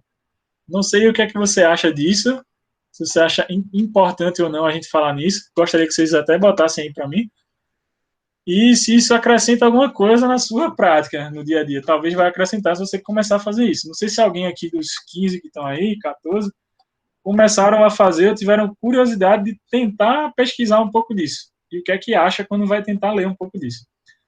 Volto a dizer, a nossa grande dificuldade simplesmente é o inglês, é a língua, a dificuldade de ler ou trabalho em inglês. Aí a gente acaba deixando de lado. Mas se você começar a brincar com esses tradutores aí, de tentar traduzir, tentar entender o contexto, vocês vão ver que vai melhorar muito na prática de vocês. Muito mesmo, de verdade, sendo sincerão aqui com vocês. Porque você vai ver, caramba, o que, é que a galera tá fazendo aí e vendo, né? Beleza, Francisco, ainda não começou, mas sempre a hora. Um momento que você puder parar para fazer, eu aconselho. Entenda que eu estou dando conselho para vocês. Se você vai seguir ou não, cada um sabe o que é que você faz. Mas, assim, que isso vai ser e é uma tendência mundial, pessoal, não é nem Brasil, não é nem Nordeste, mundial de ser dessa forma. Pode escrever o que eu estou falando. Daqui a alguns anos, não muito distante, o fisioterapeuta que não seguir a prática baseada em evidência, que não seguir o que realmente é recomendado, vai ficar para trás ou pode até sofrer processo, inclusive ético, se o paciente souber. Meu mestre que fala, eu grifo. Esse Francisco é cheio de onda. Mas é verdade, pessoal. Porque imagina, se o paciente tiver acesso a esses trabalhos, ele tem, é só ele acessar igual você está acessando, igual eu estou te falando aqui. E ele pegar e colocar dentro de um processo ético, você vai sofrer, porque está lá, comprovado que era para ser feito e não foi feito com o paciente. Então, assim, pessoal, vamos criar um hábito maior de buscar o conhecimento de qualidade, botar debaixo do braço e utilizar nos pacientes de vocês. Vocês vão ver resultados melhores. Isso eu posso garantir para você. E vários métodos desses que a gente citou para frente, eles estão começando a se preocupar com isso. Por exemplo, a osteopatia, que é um método manual, está começando a se preocupar com isso. A quiropraxia está começando a se preocupar com isso. O método Mackenzie está começando a se preocupar com isso. O Pilates começando a se preocupar com isso. O PNF nem se fala. Está começando a se preocupar com isso, em produzir estudos para ver realmente aquilo que naquela filosofia realmente funciona e aquilo que naquela filosofia não funciona. E aí modificar, por que não? Quando a gente pensa em conceito, é diferente de quando a gente pensa em técnica, porque técnica ela tem que fazer parte de um conceito, de uma forma de ver o paciente. A dificuldade é de traduzir mesmo. Tentei essa semana e não consegui. Tu tentou traduzir por onde, Manuel? Tu tentou traduzir de que forma? E o que é que tu estava lendo? Era sobre o que tu tentou traduzir? Eu tentei traduzir pela aquele site que o senhor deu. Online, não sei o que, Entendi. tradutor. E Mas, foi. pronto, se você não conseguir, né, quando você não conseguir por aquele site, você vai se virar único exclusivamente como eu te mostrei. Tradutor. Sim. Google Tradutor. Nem pensei E dá nesse. para você traduzir. Não vai ter dificuldade, porque assim, a dificuldade talvez algumas palavras não vêm 100% perfeita na Exato. tradução, mas você, Só traduziu mas 2 páginas. O resto estava tudo em inglês. certo. Só que aí o que é que você faz, mano? Vai pro Google Tradutor, um exemplo, tô dando só um exemplo. E Uhum. aí jogou lá o termo, aí ele traduziu. Aí vamos supor que não ficou o melhor possível, mas você, lendo o contexto geral, você mesmo assim consegue entender. E existem alguns termos na fisioterapia que, mesmo em inglês, você consegue entender. Vou dar um exemplo. Eu vou acabar a aula agora mesmo, mas só porque essa dúvida de vocês é boa, da gente não ir embora com dúvida. Deixa eu mostrar um slide para vocês aqui, uma aula minha, que o que é que eu fiz? Uma aula de cinesioterapia que eu dei para os meninos agora ontem. Deixa eu mostrar para vocês aqui, um minuto só. Cadê? Aqui, só um momento. E aqui eu fiz uma aula, literalmente eu fiz essa aula dessa forma, vou mostrar para vocês como que eu fiz. E aí a gente finaliza a nossa aula de hoje. Tá aparecendo aqui para vocês?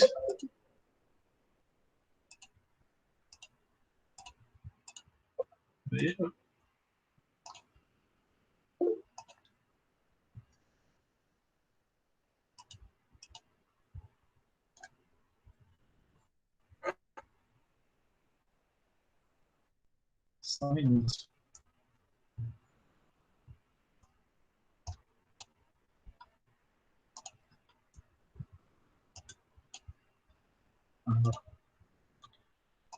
E aí, o que é que eu fiz desse material? Vocês conseguem ver aí, né? Deixa eu ver se vocês responderam. Sim, beleza. E aí, o que é que eu fiz desse material? Literalmente, eu fui para a PubMed lá e fiz uma aula falando de tratamento fisioterapêutico com cinesioterapia, já que a gente ouve falar tanto que a cinesioterapia tem altas evidências para o tratamento, no geral.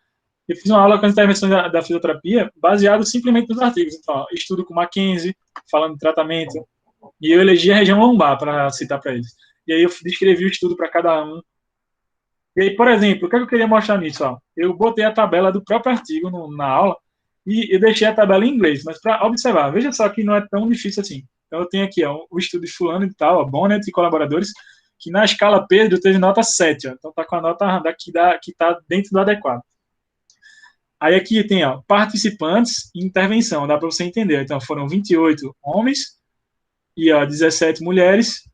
A idade, dá para você entender, a age, idade. Então dá para você entender. Ó. No specific low back pain, a dor lombar não específica.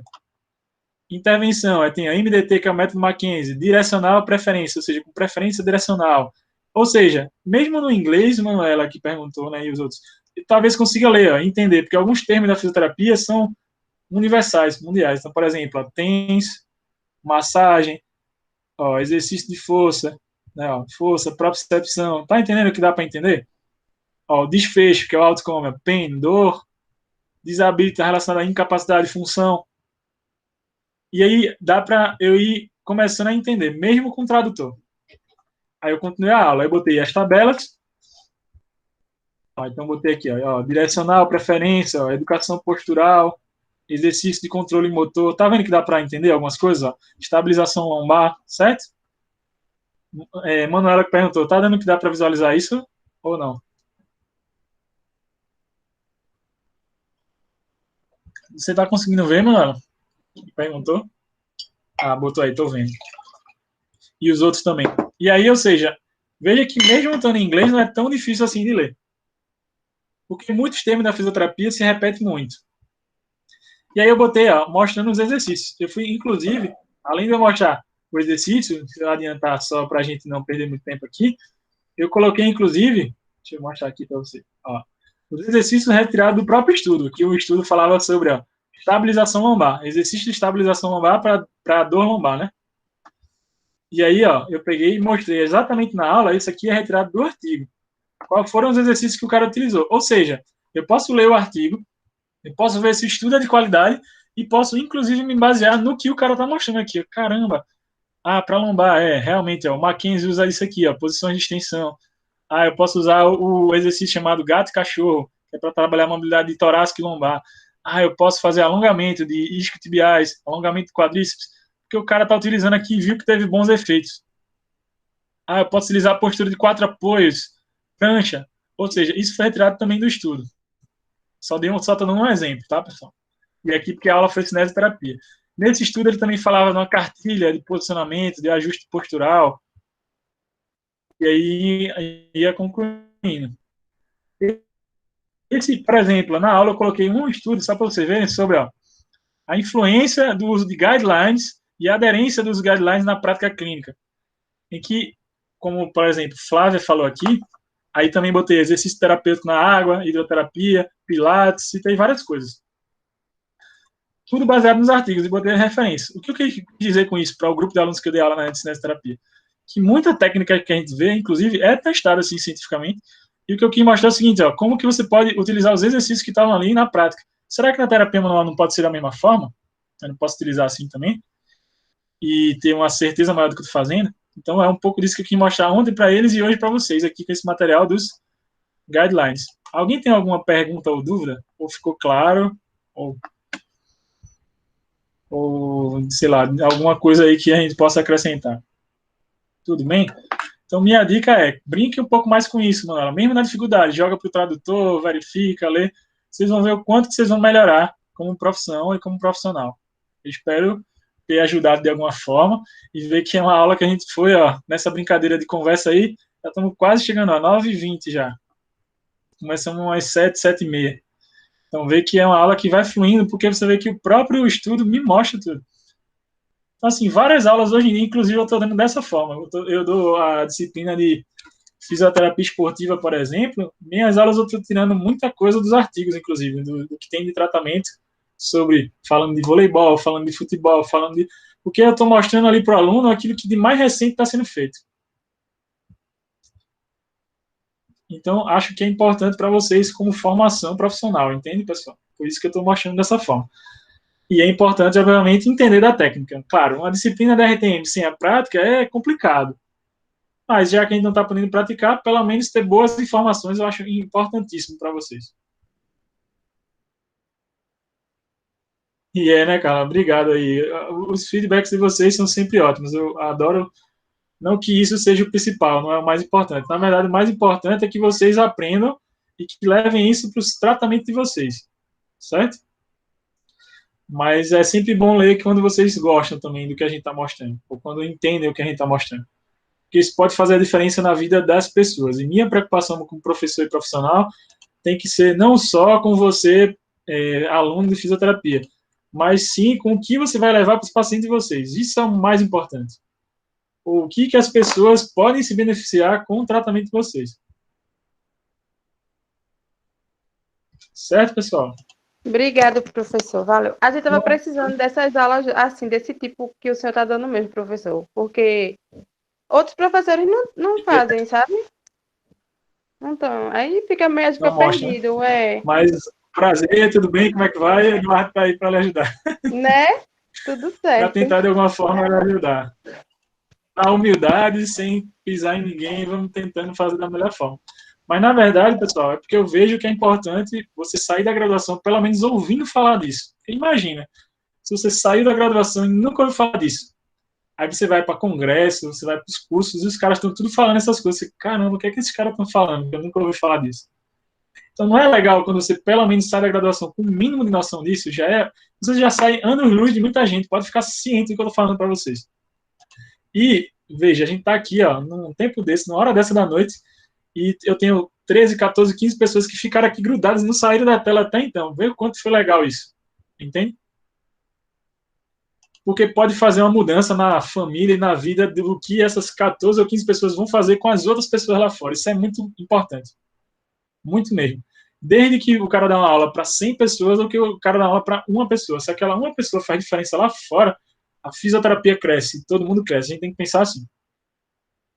E volto a dizer que eu não tenho curso de coach, minha ideia não é converter para a igreja nem nada do tipo, simplesmente é mostrar como que a fisioterapia precisa ser feita com boa qualidade. Entende, pessoal? Aí, Manuela bota, esse tal de guidelines, meu Deus, nunca tinha ouvido falar. E é verdade. Uma pena. Eu também, na minha época, não via falar, mas se eu posso levar essa informação para você, eu sou um cara que não vou esconder conhecimento para ninguém, até porque eu posso morrer qualquer dia depois, e aí o conhecimento tem que passar para vocês, com certeza. Certo?